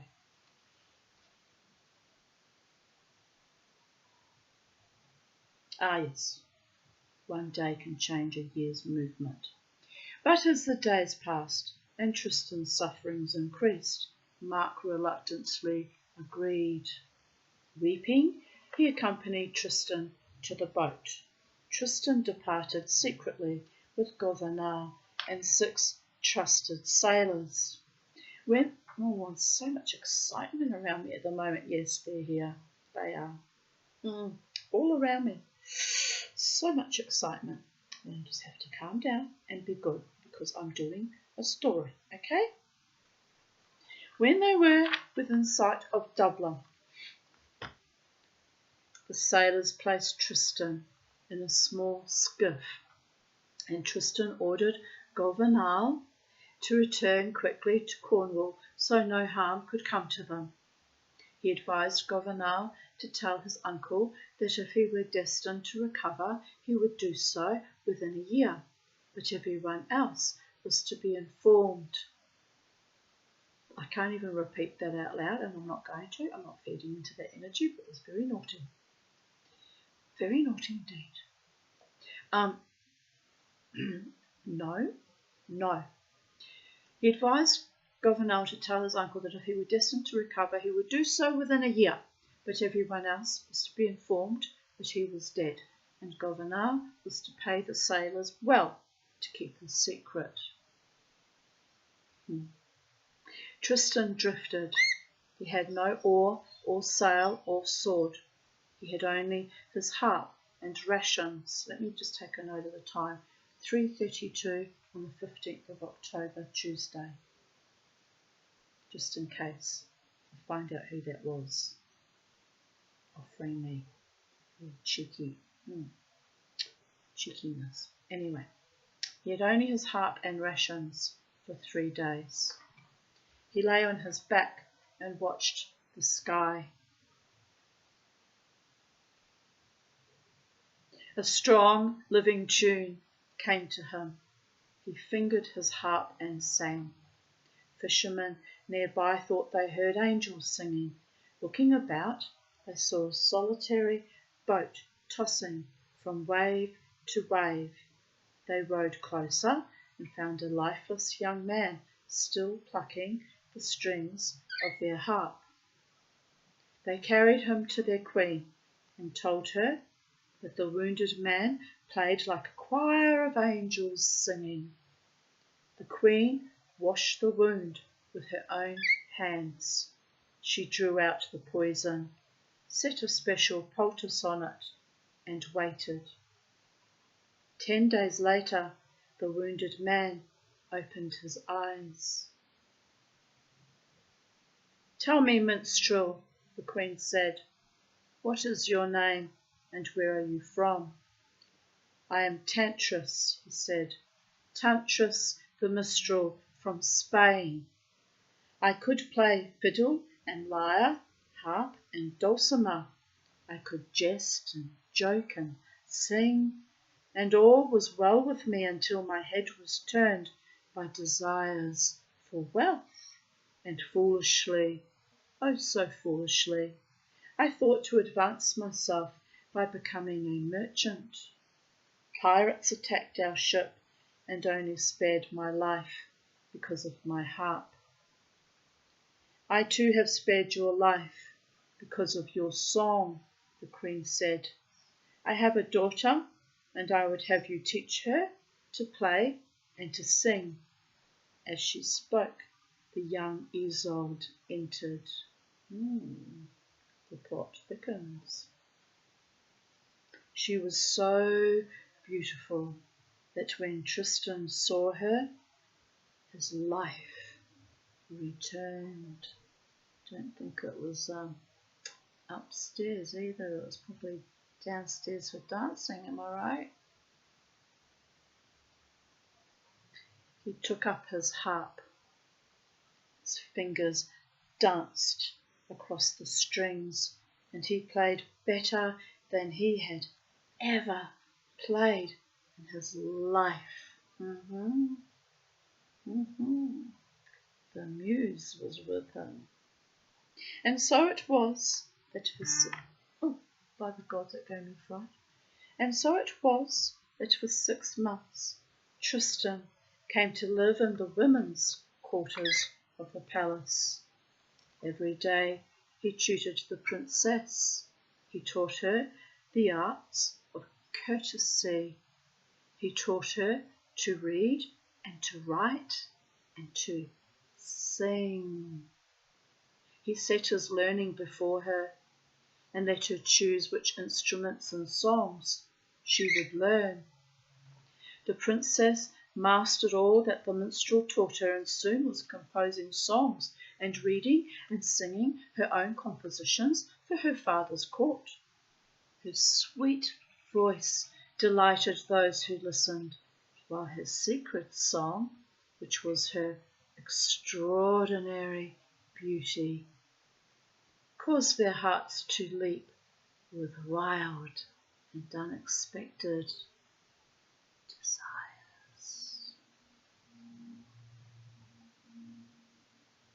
The queen and princess came to love the Spanish minstrel and wished that he would stay forever. But Tristan, fearing that he would be recognized and knowing that he had to return within a year, said that he had to sail to Spain, or his wife might think him dead and take another husband, as you do. A woman's got to do in those days, having to have husbands. Oh, the horror of it. Some dreadful curse, having to latch on to any man just so you can survive.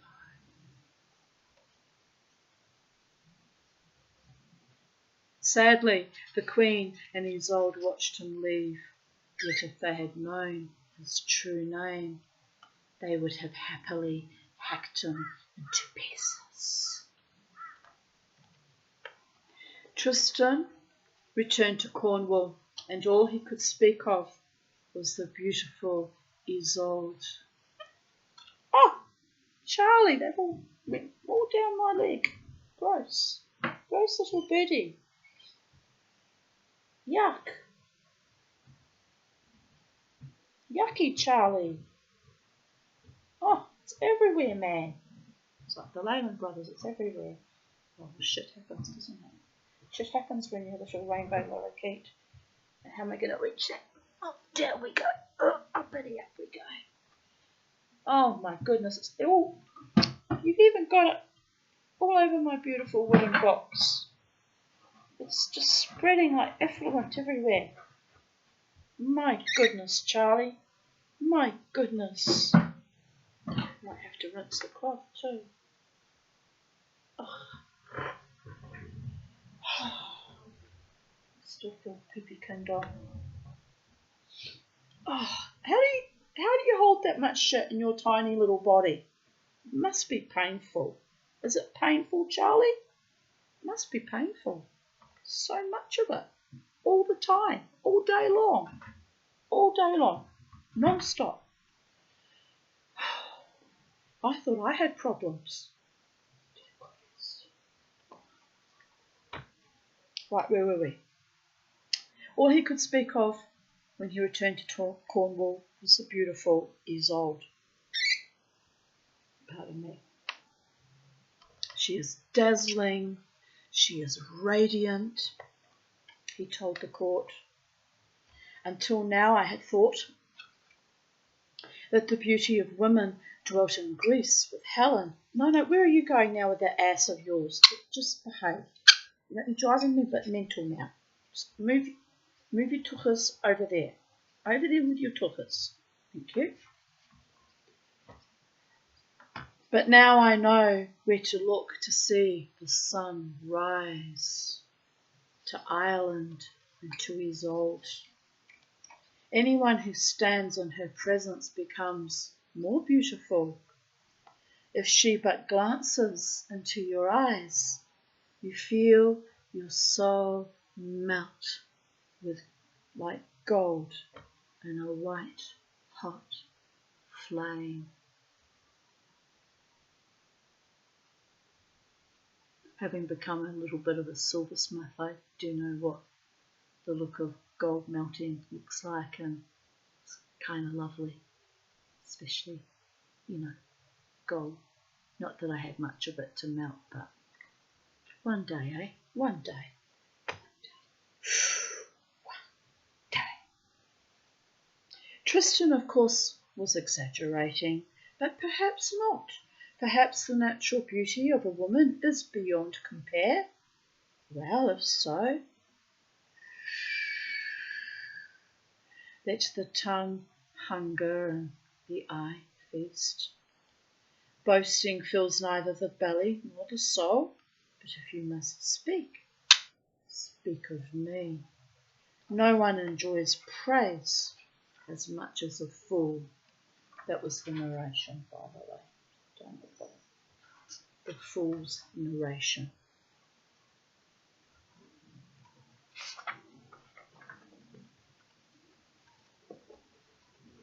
The barons heard, and the king heard, and after Tristan's return, some of the barons, whether from envy or greed or fear, began to speak against Tristan. Tristan asked the king to speak with him regarding their intentions, but Mark assured Tristan, saying, "It is only because of your worth that they are envious. Worth and envy are mother and child. In time, worth always bears envy." I had a paid-up house when I was 23, and the envy was so rotten and pestilent that my entire community did not rest until I was in ruins. Such was their envy and their slander, by the way. That's why I don't do the Yom Kippur guilty as charged, self-flagellating false trips anymore. evil in my own community. Ghastly it was. Probably still is to this day, but I removed myself from that. Instead I hang out with homeless, gay, drug-fucked men and oh well, that was my Yom Kippur. Do not concern yourself with them. You are my heir, says King Mark to Tristan. Then I will be forced to leave the court, Tristan replied. I cannot rule the land with such enmity.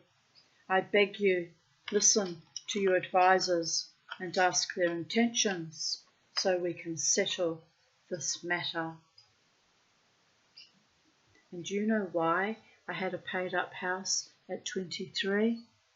Because my father-in-law, who was not then at that point in time yet my father-in-law, valued my courage and my spirit. Yes, astonishing. An 18-year-old girl was so prized and valued for her courage and her heart and her spirit. To you, Harry Aarons. Zvi Hirsch Ben Aaron, Herschel Aronchik. The only father I ever had in my entire life, and he was only in my life for a few short months. A tragedy. May there be more men like him that might come into my life and treat me like a queen as he did. Amen. The Salah. Real men with real heart and honour and integrity towards me. Well, this late stage of my life, that's not likely to happen. I met my father-in-law when I was 17 and dating his, ghastly horror to think of it now, his son. And when he died, my father-in-law was either 69 or 71 because he fudged his birth certificate so he could leave Poland and come to New Zealand. So technically he was 71, but anyway, when I met him, then he must have been 69. And how old am I next year? 60. Let history not repeat. Please God, let history not repeat.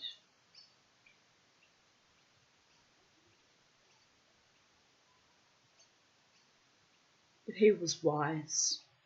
He was wise. He saw way into the future, tried to protect me, he did, by paying off not one but 2 houses. A real man, a real father, worthy, unlike his spawn. Just saying. Gives me chills to think about it. Never mind. It's ancient history now. Ancient. 40 years ago.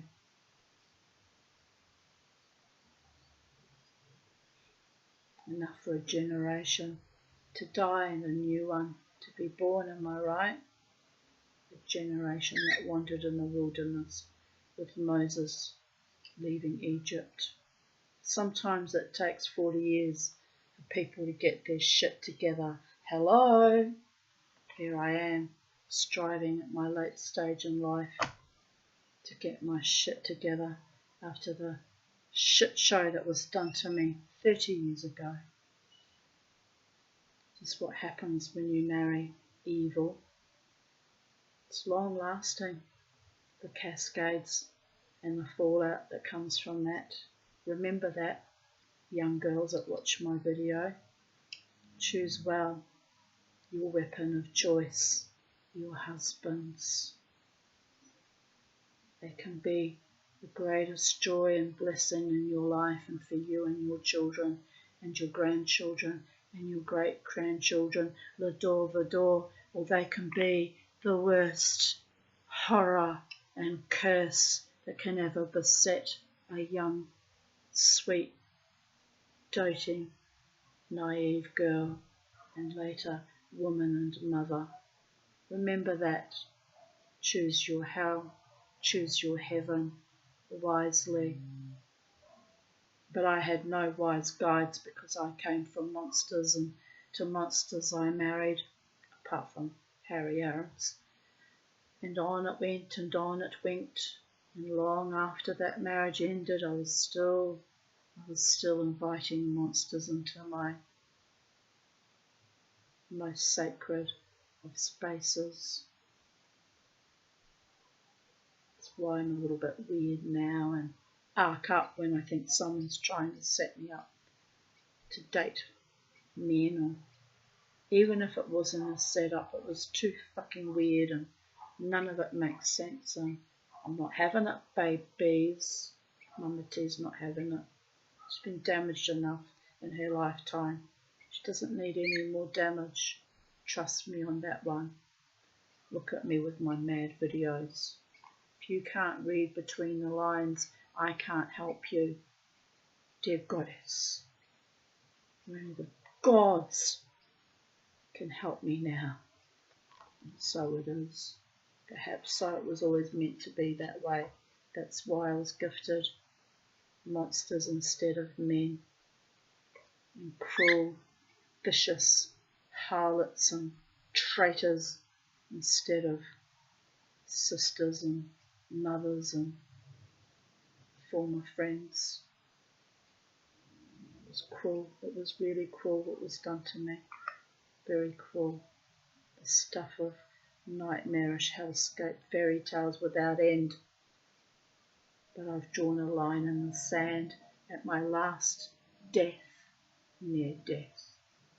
Enough already. There will be no more of that. I was sent back against my will. Remember that? It was against my will, so that I can gather together my beautiful life with my beautiful man at long last. And so it is, and so it shall be for the rest of my life here on planet Earth. Otherwise,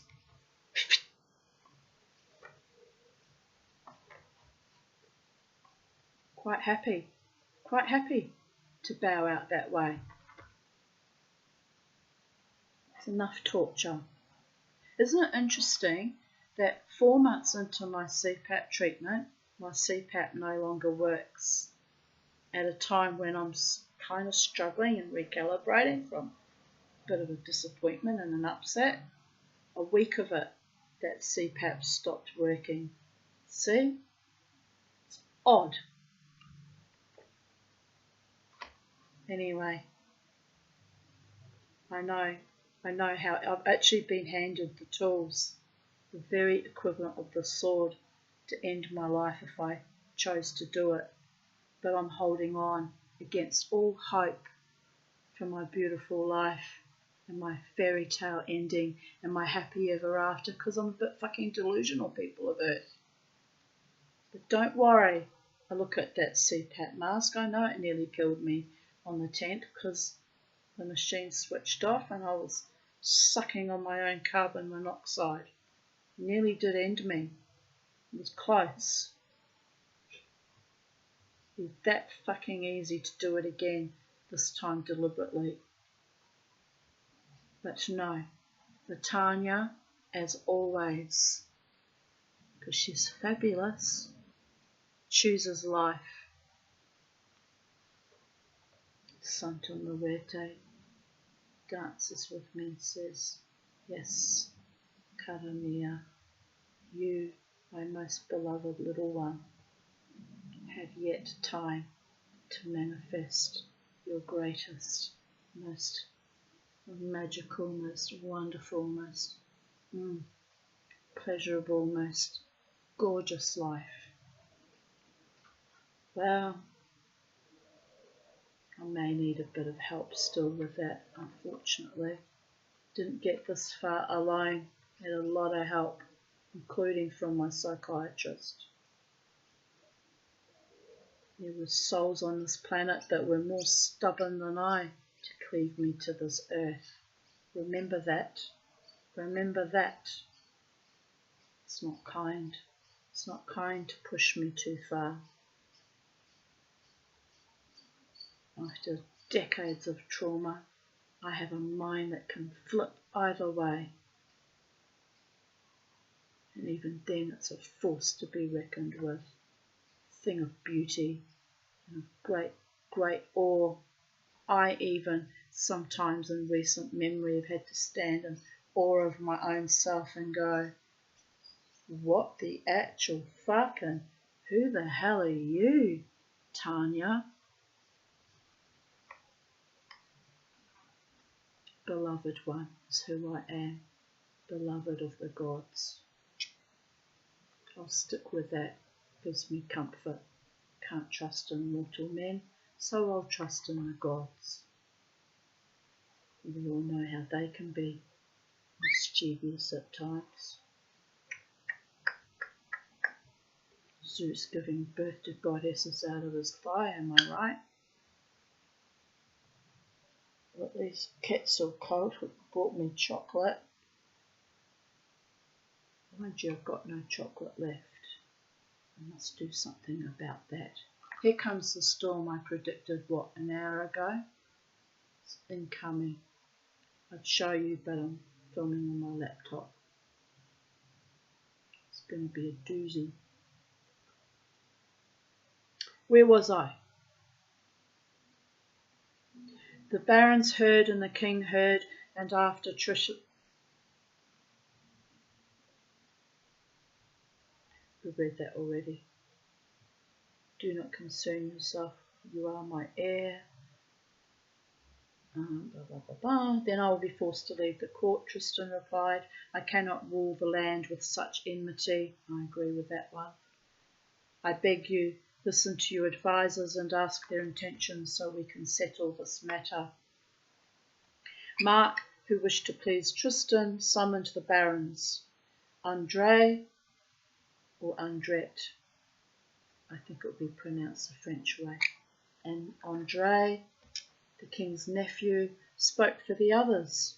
Sire, as your barons, we have been considering what is needed to safeguard the kingdom. Pardon me.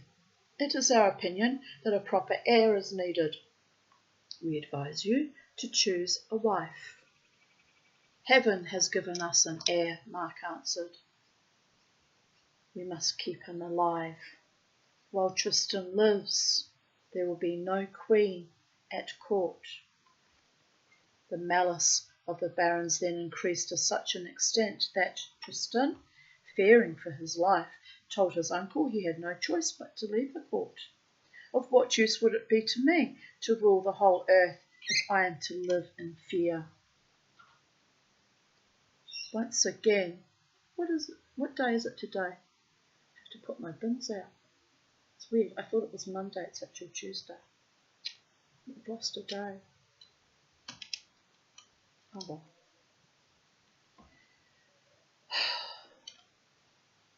Once again, to mollify Tristan, Mark summoned his barons and asked them their opinion.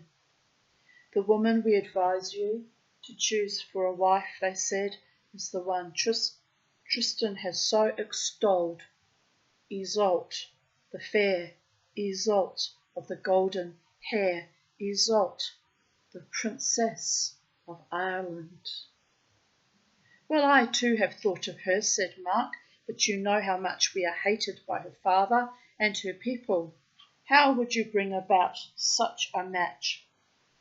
Send Tristan. He speaks their language. He is prudent, he is ambitious, and he knows witchcraft. How else did he return from Ireland unharmed? No, he's just a very good liar, but anyway, I guess that is a form of witchcraft, weaving the story in such a way that you're believed and trusted and set free, and you should have been hacked to pieces. What evil festers in your hearts? Mark cried. No man is more hated in Ireland than Tristan. Tristan has already risked his life for you. No, no, my vassals. If you wish Cornwall to have an heir, you must go yourselves." Tristan then understood the baron's intentions and said, "Sire, they are right. Let me go. I am the one to represent you, for I speak their language, and I want it to be known that I too wish an heir for England and Cornwall." Mama T wishes an heir for her own progeny too. Dear goddess. Well, thank you. A certain biological weapon. You bastards. Prevented me from having progeny. My last hope, my only hope, Kenobi, since my daughters are already pushing 40.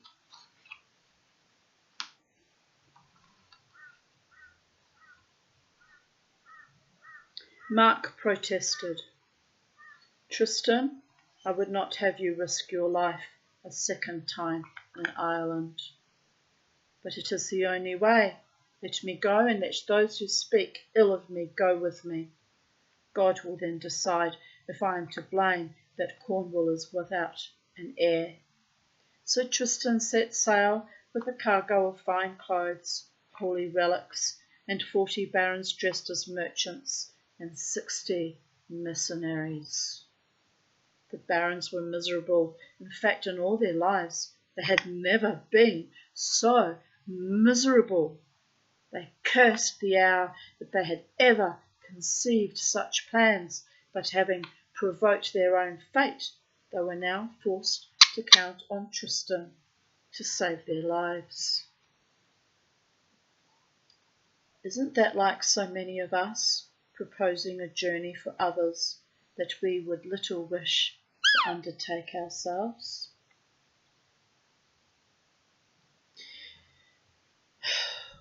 Like when I was practically sold out into marriage at 19 years of age, instead of being protected and defended and held in great esteem, and never mind. Never mind. I wanted my honour beyond all things. The irony. Oh, the irony. The price I paid for my own honour.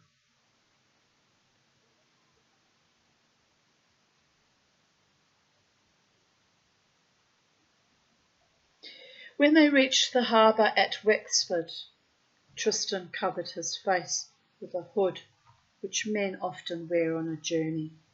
He ordered his men to stay below and refused, despite their many requests, to reveal his intentions. He sent Governal in charge and suggested that if he did not return in 4 days, they go back to England and choose another wife for their king. When the marshal of the harbour arrived to investigate, Tristan presented him with a handsome gold goblet to secure a safe stay for their Flemish merchant ship bound for Spain. How much more pages have we got? I may have to split this into 2 videos. Very, very likely. In the morning, terrifying cries awoke the ship. Tristan went out into the street and saw men and women and children. I think I took this. Fleeing from a dreadful dragon who daily entered the city, killing and frightening the people. Since the death of Morholt, no knight had been able to kill the dragon. King Gorman had made an offer of his daughter in marriage to any man of noble birth who could slay the dragon. Tristan, who had known of this offer before he set out from Cornwall, mounted a sturdy warhorse, armed himself with a stout spear, and rode at once in the direction of the cries. 3 knights, galloping in terror from the dragon's lair, motioned to him to turn back, but Tristan eagerly spurred his horse and rode faster. As he came near the dragon, he saw scorched grass. Then he saw smoke and flames, and there rose up before him a huge Dragon! Fire and venom spewed out of the dragon's eyes and tongue. The dragon turned toward him. Tristan readied his spear, spurred his horse, and charged. The spear tore through the dragon's throat and split its heart. The dragon fell with a great roar. And then it rose again and charged at Tristan. Tristan leapt from his horse and the dragon devoured half of the horse up to the saddle. Then Tristan, despite the heat of the flames, plunged his sword into the dragon's heart a second time. The dragon let out a horrific cry which sounded as if heaven and earth were falling, and sank to the ground, dead. Tristan cut off the dragon's tongue and limped away. When the King of Ireland's ambitious steward heard the dragon's death cry, he rode at once to the lair. At the sight of the half-eaten horse he fled, but since no dragon pursued him, he stopped, remounted his horse, and cautiously rode back to the lair. This time he rode a little farther, saw the dead dragon, and guessing that the one who had killed the dragon had been killed by the dragon, he bravely thrust his spear into the dead dragon's head, staking his claim. He tried to cut off the head with his sword, but the neck was too thick. So he broke his spear on a log, plunged half of it in the dragon's jaw, and galloped back to town, brandishing his bloody spear and shouting, "Your Majesty, I have slain the dragon. Make good your promise, Your Majesty. I have slain the dragon. Make good your promise." The princess laughed when she heard the cries of the steward. How could so pompous, so cowardly a man have killed the dragon? But when he continued to shout and demand his rights, and the dragon's head was brought to town in a cart, she grew fearful and went to her mother and declared that she would rather die than marry the steward. I hear you, sister. And so the next morning, with the Queen's permission, Iseult, with her maid Brangine and her squire Perennis, set out secretly for the dragon's lair. They found a foreign shield embossed with the sign of a wild boar. They continued to search, and in a nearby cave the princess found a lifeless knight. Fearful that the steward had murdered him, they quickly pulled off his armour and discovered the dragon's tongue lying close to his heart. They brought him back to the castle, and the queen fed him with herbs of theriac until he broke out into a sweat. "He shall soon speak," she said. Tristan opened his eyes, and when he saw the queen, as lovely as the dawn, Iseult, as radiant as the sun, and Brangine, as bright as the full moon, he thought he was in heaven. "Who are you, and where am I?" he asked. It was Iseult who spoke first. "Mother, do we not know him? Is he not Tantris, the minstrel?" The queen asked, "Are you then the minstrel? Is this your sword? Did you kill the dragon?" "Yes," the wounded knight said. "Yes." But before they could ask any more questions, he closed his eyes and fell back asleep On that note, I'll be back in one moment. Just going to rush out and bring her food and water bowl back and put her in her cage. The storm is nearly here, people of Earth. Right, here we go, Charlie. Here we go. Are you ready? We're riding through the storm. We're riding through the storm. We're riding through the storm.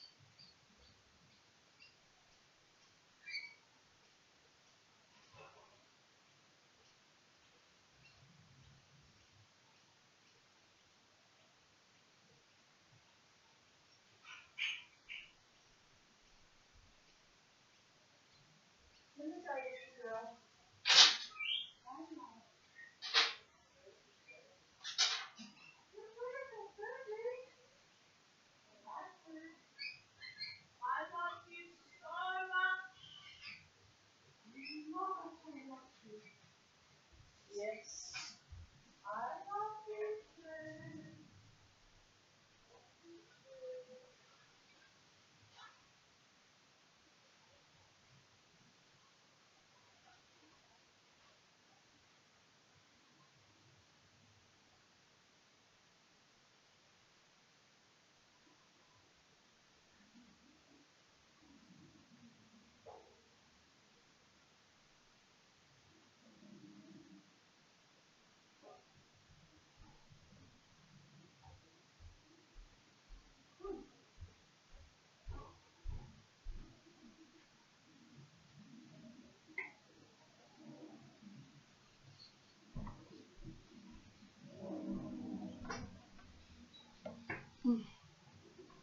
I'm back.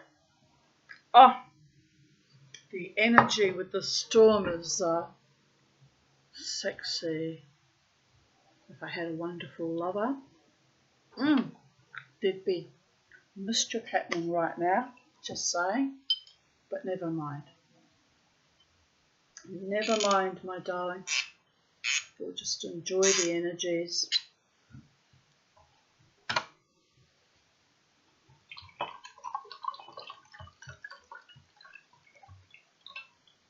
It's going to be a doozy, I reckon. I hope there's no hail, because my hail cover's kind of fucked and disintegrated. I need to buy a new one. There's no point now. The paintwork's all ravished on my car anyway, because Mazda gave a shitty paint job the year that my car was manufactured, so there is that. The bastards. Anyway, life goes on, babies. Shut this window a little bit. Right, I'm back. I've got biscuits, I've got water. Let's carry on.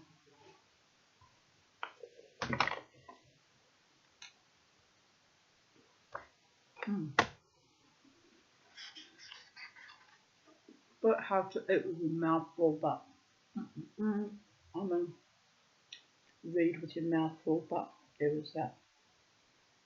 Right, we were at, he fell asleep under the effects of the theriac.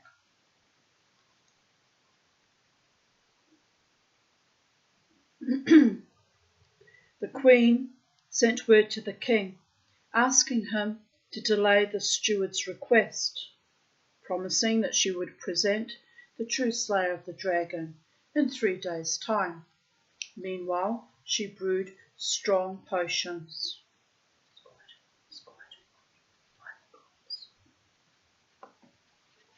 Try trying to make a decision. If I stop while I'm ahead, we keep going. It's about another hour's worth of reading, by the gods.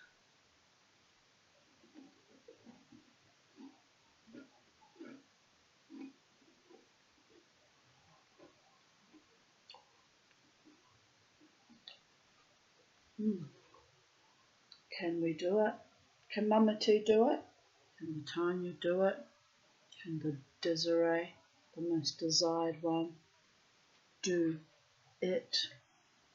When in doubt, just keep going, babies.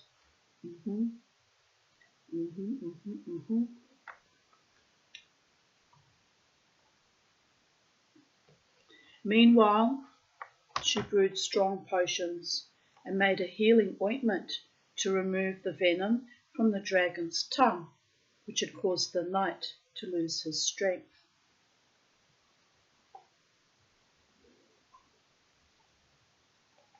Oh, that was good. I needed that. I needed to wet my whistles, so to speak. I'm talking about my throat, darlings. Don't get the wrong ideas. It's an English expression. I hope it means what I think it means. Oops. Sometimes, being the daughter of a migrant, I mix my metaphors up occasionally. Which can be both hilarious and embarrassing. Just looking for this little stand thing that I use as a coaster.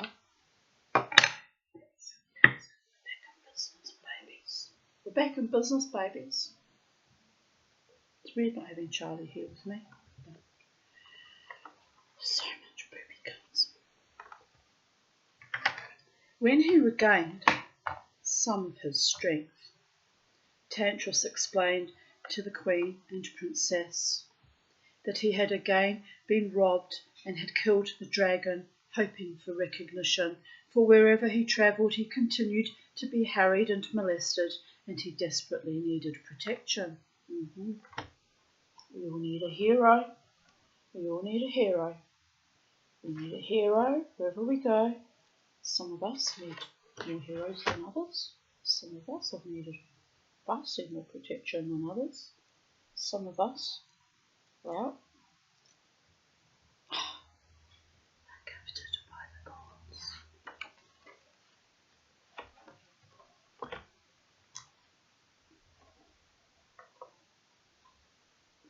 They were delighted and in turn asked him to defend the princess against the steward, and he readily agreed.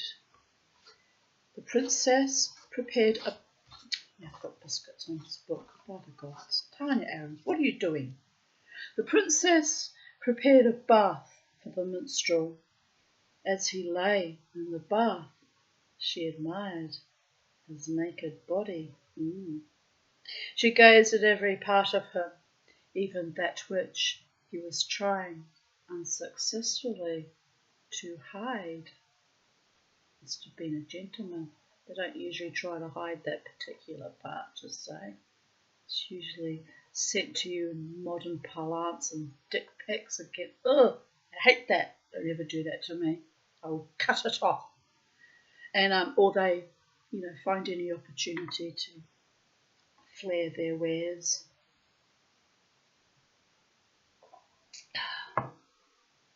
My men, my wonderful men, have learned not to do that, though. It is not how you impress the Tanya. Just saying. Oh, you have to laugh. I'm high from this fucking storm that's coming. This is what happens when your brain's been rewired in all sorts of strange ways. Right. Where were we? Oh, yes. He was trying to unsuccessfully to hide some of his important parts. All that she saw pleased her, and she thought it unfair that a man of such qualities had not been born of a noble birth, so that he would be entitled to honour and to property. She decided that based on his wares. By the gods, he must have been a well-hung individual. Iseult left him I'm joking about that, by the way. You do realise I'm joking? Calm your farm, gentlemen of earth. Stop giggling, women of earth. Iseult left him in the bath and went to where his cleaned armour was hidden. She ran her hand lightly across his sword, his actual sword, we're not talking about the other thing, and felt a notch. We really aren't talking about that thing. She stopped in a daze. She went to her mother's room, opened the iron box, and took out the steel splinter. Uh-oh. She brought it back, placed it on the stranger's sword, and it fit. It fit exactly. Tantris, she mused. Tantris.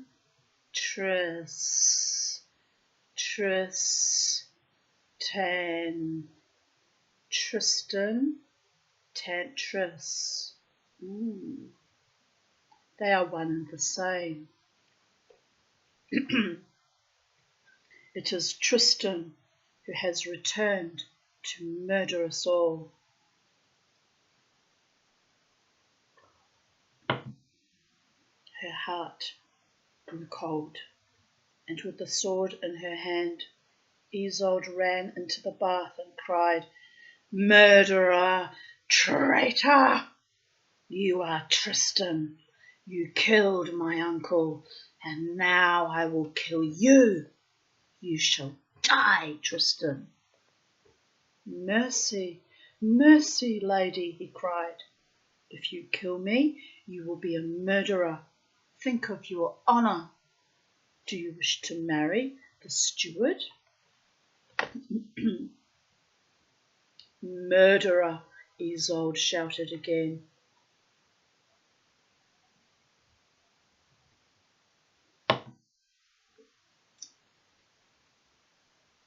Bing, bam, boom, babies. It's rolling in. Do you want to see it? I'll show you.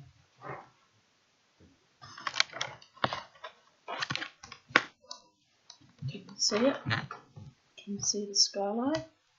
Isn't it amazingly, stunningly beautiful? Yeah, baby. There's hail in that too. I can see the green. Fuck it. My poor car. I must ask the gods, please protect Tanya Aarons' car.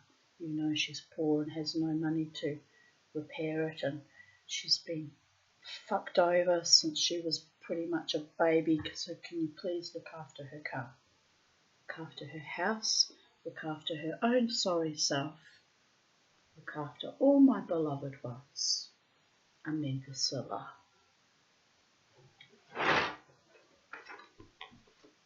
Right, let us carry on.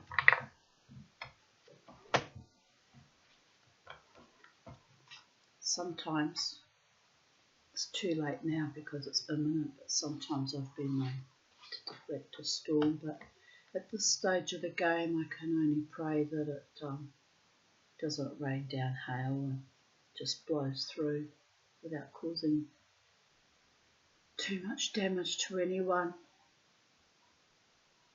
But yes, juicy.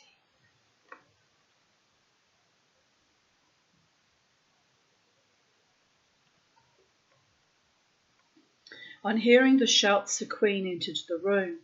Weeping, Iseult showed her mother the sword and the splinter. But the queen was slower to anger. She had lived more years, and she had given her word to the king. She led her trembling daughter from the room as the knight cried, "Dear ladies, listen to me, if you would but listen to me. I will give you news to please your hearts." Run out of water already. The queen closed the door. Where did I put that? and spoke to Iseult. Now I've got an itchy nose and want to sneeze.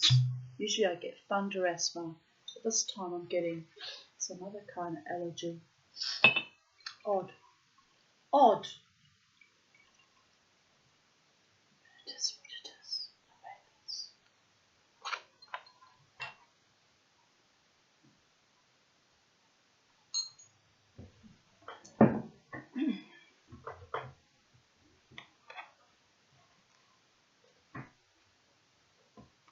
My child, your anger is mine, and so is your grief, but I would rather bear one grief than two. In all the world there is no one dearer to me than you. Therefore, before we act, let us hear what he has to say. The queen sent for Brangine, then she sent for the stranger.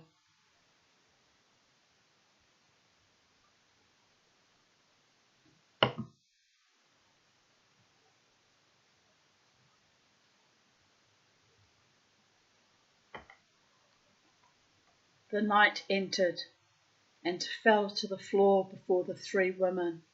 Mercy, dear ladies, mercy, he cried. The queen let him lie there a long time before motioning for him to speak. Your Majesty, my ladies, he said, Iseult's words are true. I am Tantris, and I am Tristan. Tears came to the queen's eyes. Lying before her was the very man she had longed to kill. But she preferred her daughter's happiness to her own revenge. After you cured me, I returned to Cornwall and sang Iseult's praises to King Mark, but he feared your anger and wished to remain single so I might inherit the throne. I persisted, and at last he agreed. On Mark's behalf I came to Ireland and risked my life to slay the dragon. Now, if you wish, your daughter may marry a man descended from kings, versed in chivalry and wealthier even than the King of Ireland. Yes, the Queen wished for such a match, and so did the King. Iseult, too, preferred to marry a king rather than a dastardly steward, but she remained angry in her heart with Tristan for deceiving her. Soon the day arrived for the duel between the steward and the unknown dragon slayer. Tristan sent word with Perennis that the vassals were to come to court in their finest clothes, bringing the holy relics. The court soon filled with Irish barons as well as Cornish knights. The Queen and Iseult entered. The young Iseult shone as radiantly as the sun. On her gold tresses she wore a gold crown of emeralds, jacinth, sapphires, and chalcedony, and over her perfectly fitting purple silk robe, a white ermine mantle trimmed with grey and white sable. It would be really beautiful to behold. Her gait was measured. Her eyes roved the room as freely as a falcon on a bough.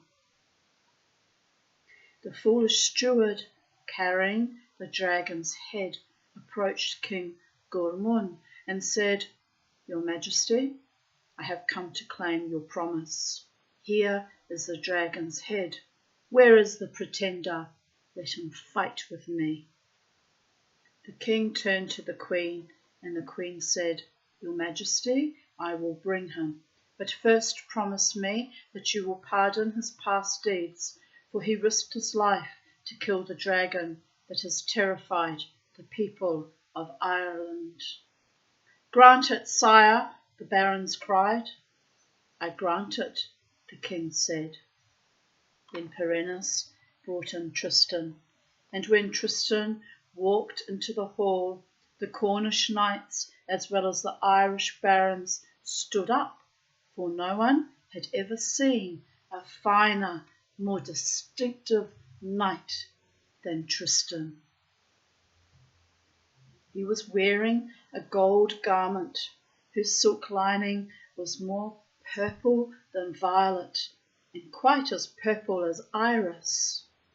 It was embroidered with gold and fine pearls, and on his head was a chaplet of chrysolite, topaz, and rubies that glowed like candlelight. He was superb in every detail. Tristan's knights bowed and placed themselves behind him.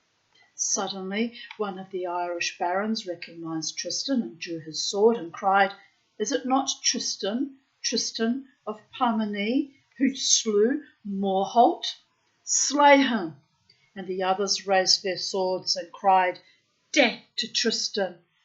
But they soon dropped them, for they remembered the king's promise. Using light here. Tristan addressed the assembly. "My lords, I killed Morholt, but I did so in fair combat. Now I have returned to ransom the deed. I have risked my life to rid you of the dragon and to win Iseult for King Mark, who wishes to make her his honoured wife and queen of England and Cornwall. As a sign of his wish for friendship between the lands, King Mark has sent you these holy relics." The court was pleased. They said it was time for peace. War had only brought loss to everyone. It was agreed that England's pages and knights that had been given to Ireland as tribute would be permitted to return to Cornwall with Iseult. Then King Gorman took Iseult's right hand and put it in Tristan's right hand, asking Tristan to take an oath that he would lead Iseult to her lord. Tristan swore, but Iseult blushed and withdrew her hand. Uh-oh. The noblemen cheered, and then they turned and harassed the pompous steward who had imagined that he could prevail over the greatest of all knights, Tristan of Parmeny.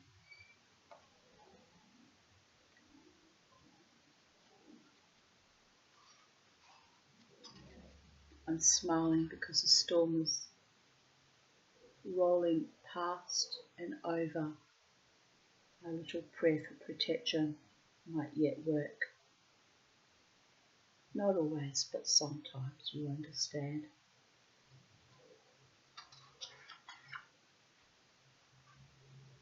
It's odd. It's literally hanging above my head, this thick cloud in two layers. Almost looks like a birthday cake with cream on top, but upside down. Yum, yum, yum, yum, yum. Who doesn't like cake, am I right? But anyway, it's very odd. It's very odd. There's no thunder or lightning yet. It's just drifting above my head like Independence Day. I'm joking about that, by the way. No, I really am joking about that. During the next few days, the Queen walked by herself in the countryside, gathering herbs. Her daughter, her only and dearest child, was setting out for an unknown land, and she wanted to protect her.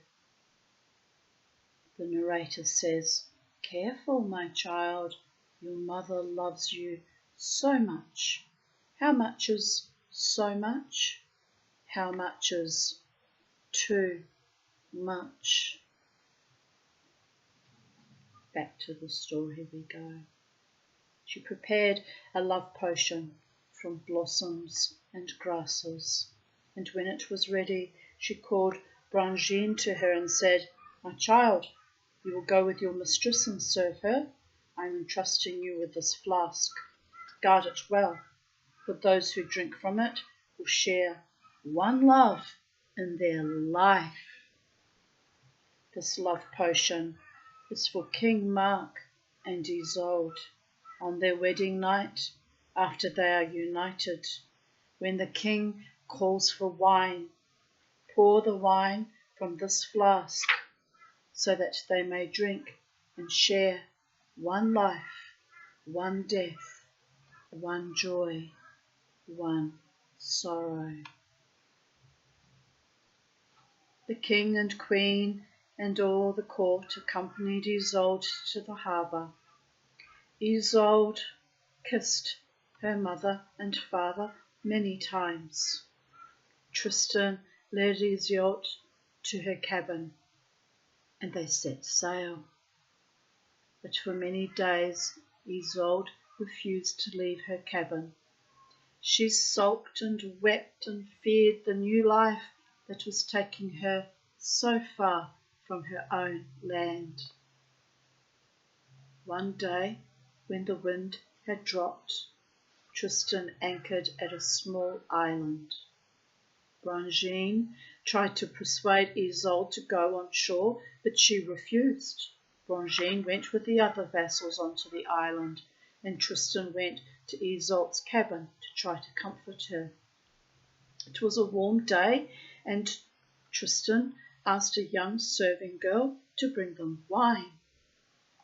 The young girl, who was a bit lazy, looked about the room and saw on Brangine's bed a small flask of wine, half hidden under the covers. She brought the flask to Tristan. He opened it and poured half for Iseult and half for himself. At first, Iseult refused to drink, but as Tristan would not drink until she drank, Iseult drank, and once she began, she drank until she had finished all of her portion. Tristan finished his portion. Then they sat there, staring wordlessly into each other's eyes.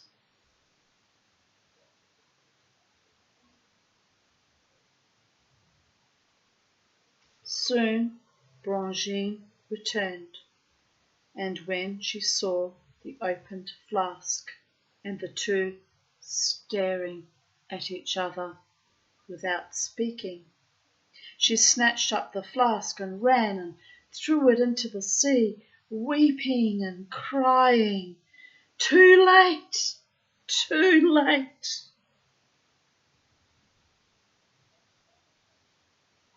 What Brangine feared came to be. Tristan and Iseult's hearts opened to each other. At first, they tried to avoid each other. Tristan remembered the Baron's accusations of his coveting his uncle's land.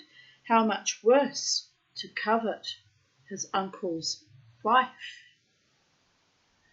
He remembered how his uncle had made him his heir and had accompanied him to the ship, weeping.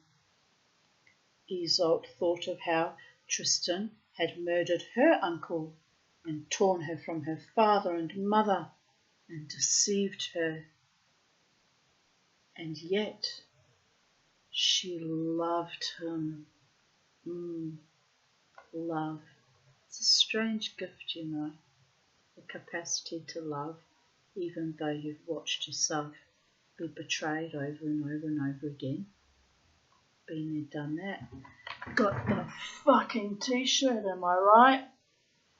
Deify. I defy. That is what it is, baby girls and baby boys. Go live your own fairy story. No one else can live it for you. I would have my happy ending with a man who's just as defiant and wild and carefree and loving as I am.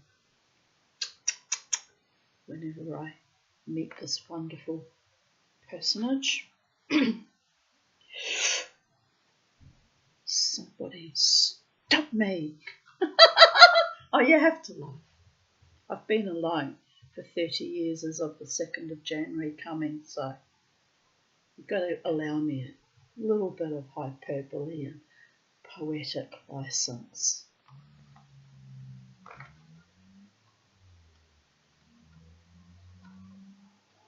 And yet she loved him. Whatever she thought, wherever she turned, there was love and there was Tristan. Their eyes sought each other. Their hearts sought each other.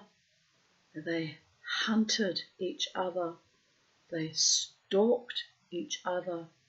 They contrived to meet.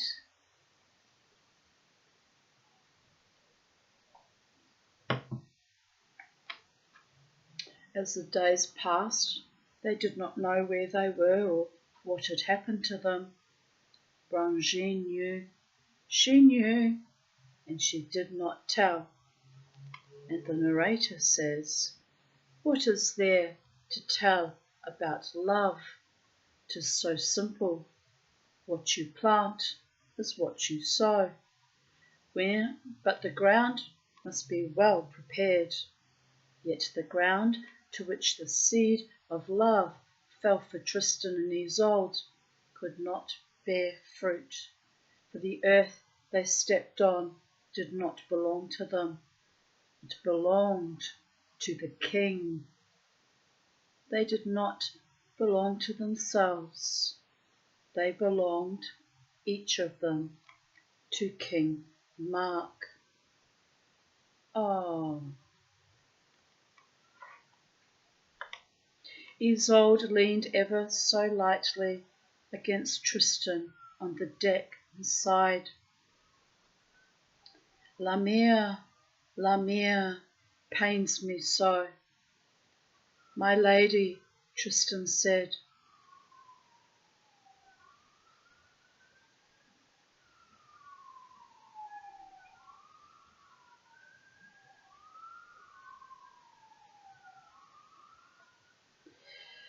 Is it the tang of the sea that is too strong for you?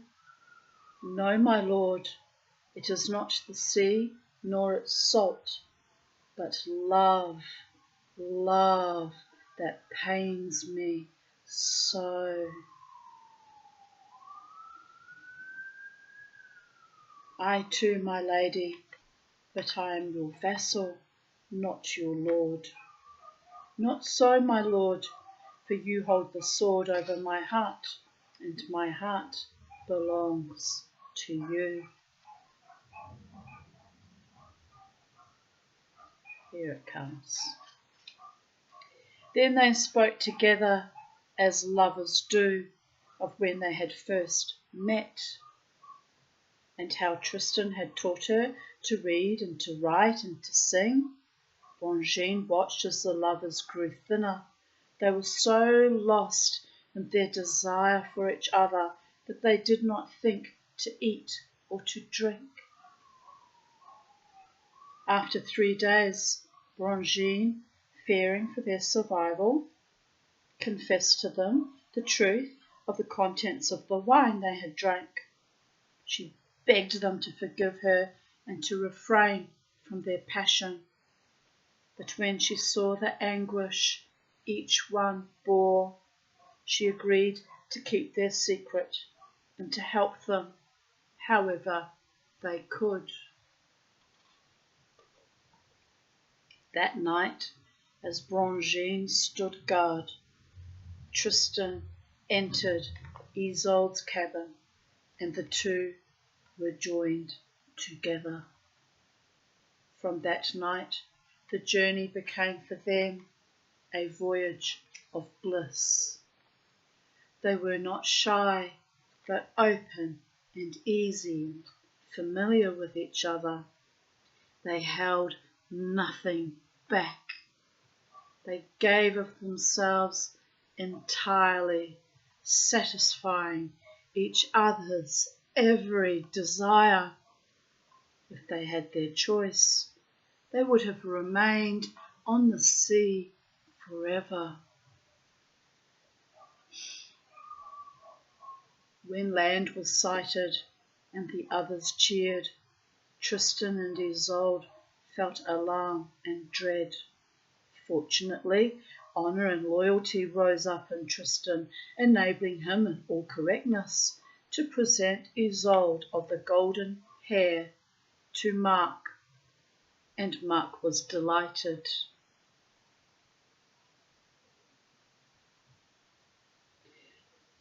The knights and ladies at court whispered loudly at the sight of Iseult. "What a marvel!" they said. "'Tis true what we have heard of her. Iseult the fair, Iseult the blonde, is the marvel of the world." 18 days later, Mark and Iseult were married.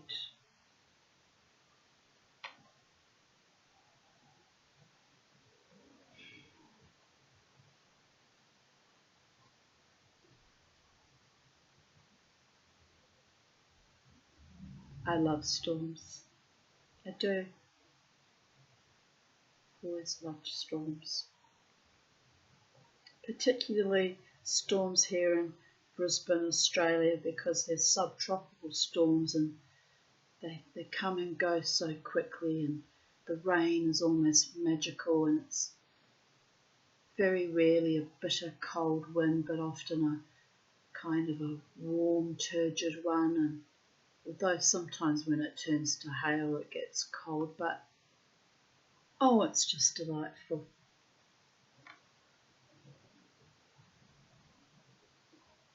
On the night of the wedding, at Iseult's insistence, Brangine took Iseult's place in Mark's bed.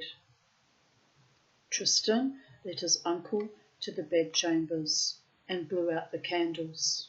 Then Brangine slipped into bed, and the king drew her to him and was content, for he did not know the difference between brass and gold.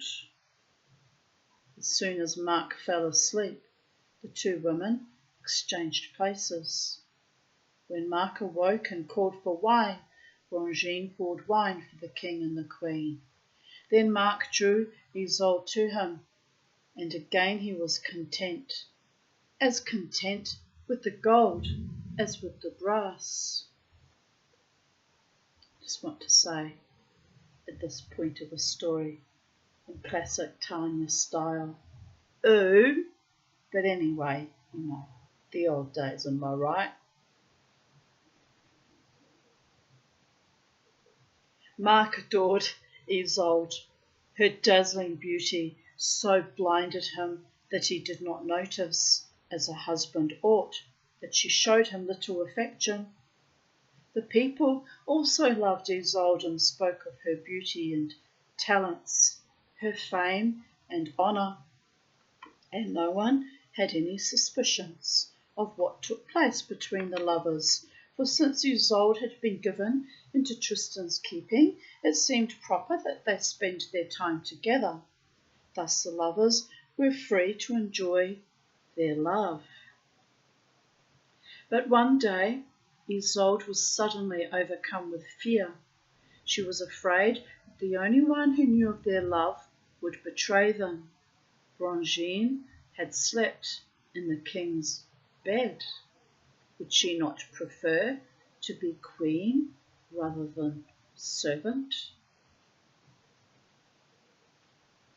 Iseult summoned 2 foreign squires and offered them 20 pounds of gold if they would take the girl into the woods and kill her. Then she took Brangine and said that she was not feeling well and needed some herbs for a remedy, and that Brangine was to go immediately with the squires.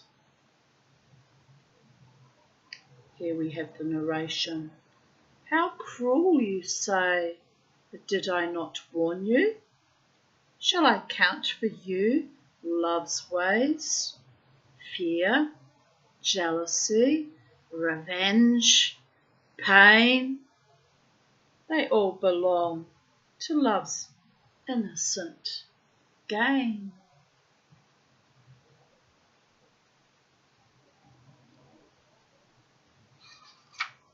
What is Britannia's favourite saying, apart from never ever let the bastards grind you down?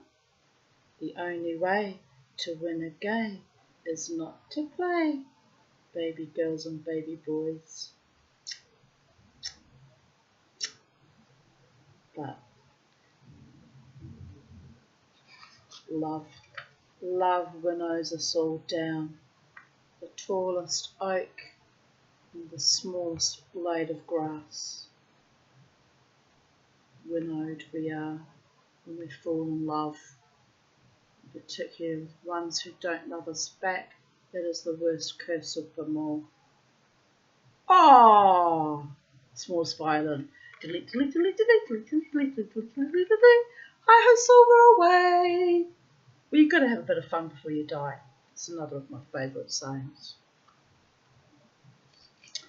When they came to a wild place in the forest, the squires drew their swords and told the girl to dismount.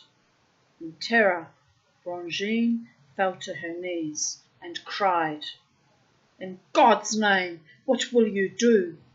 "We will kill you," they said, "for it is the Queen's command. But first tell us how you have wronged the Queen." "In God's name, I beg you, I never knowingly did anything to displease the Queen.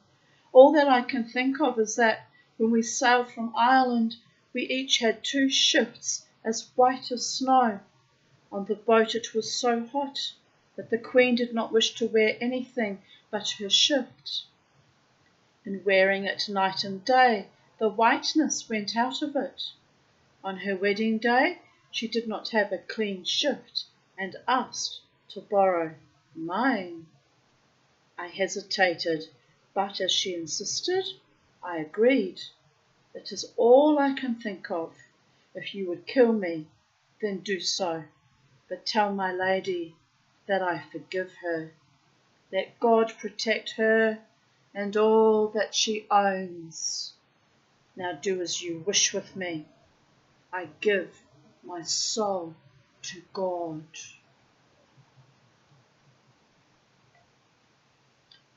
The squires could not kill the girl. They tied her to a tree and placed her in the high branches so she would be safe from the wolves. Then they cut out the tongue of one of their hunting dogs and brought it back to the Queen. "What did the girl say?" the Queen asked. When the squires repeated Brangine's words, Iseult wept.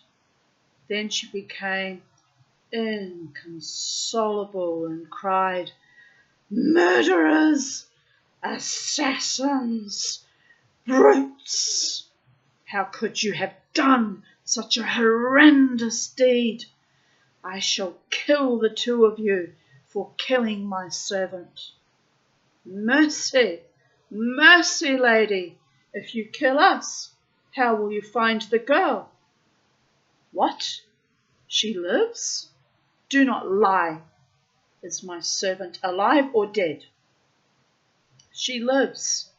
We brought you the tongue of a dog." "Bring her to me." "No, wait. I do not trust you. I will keep one of you as ransom until the other returns."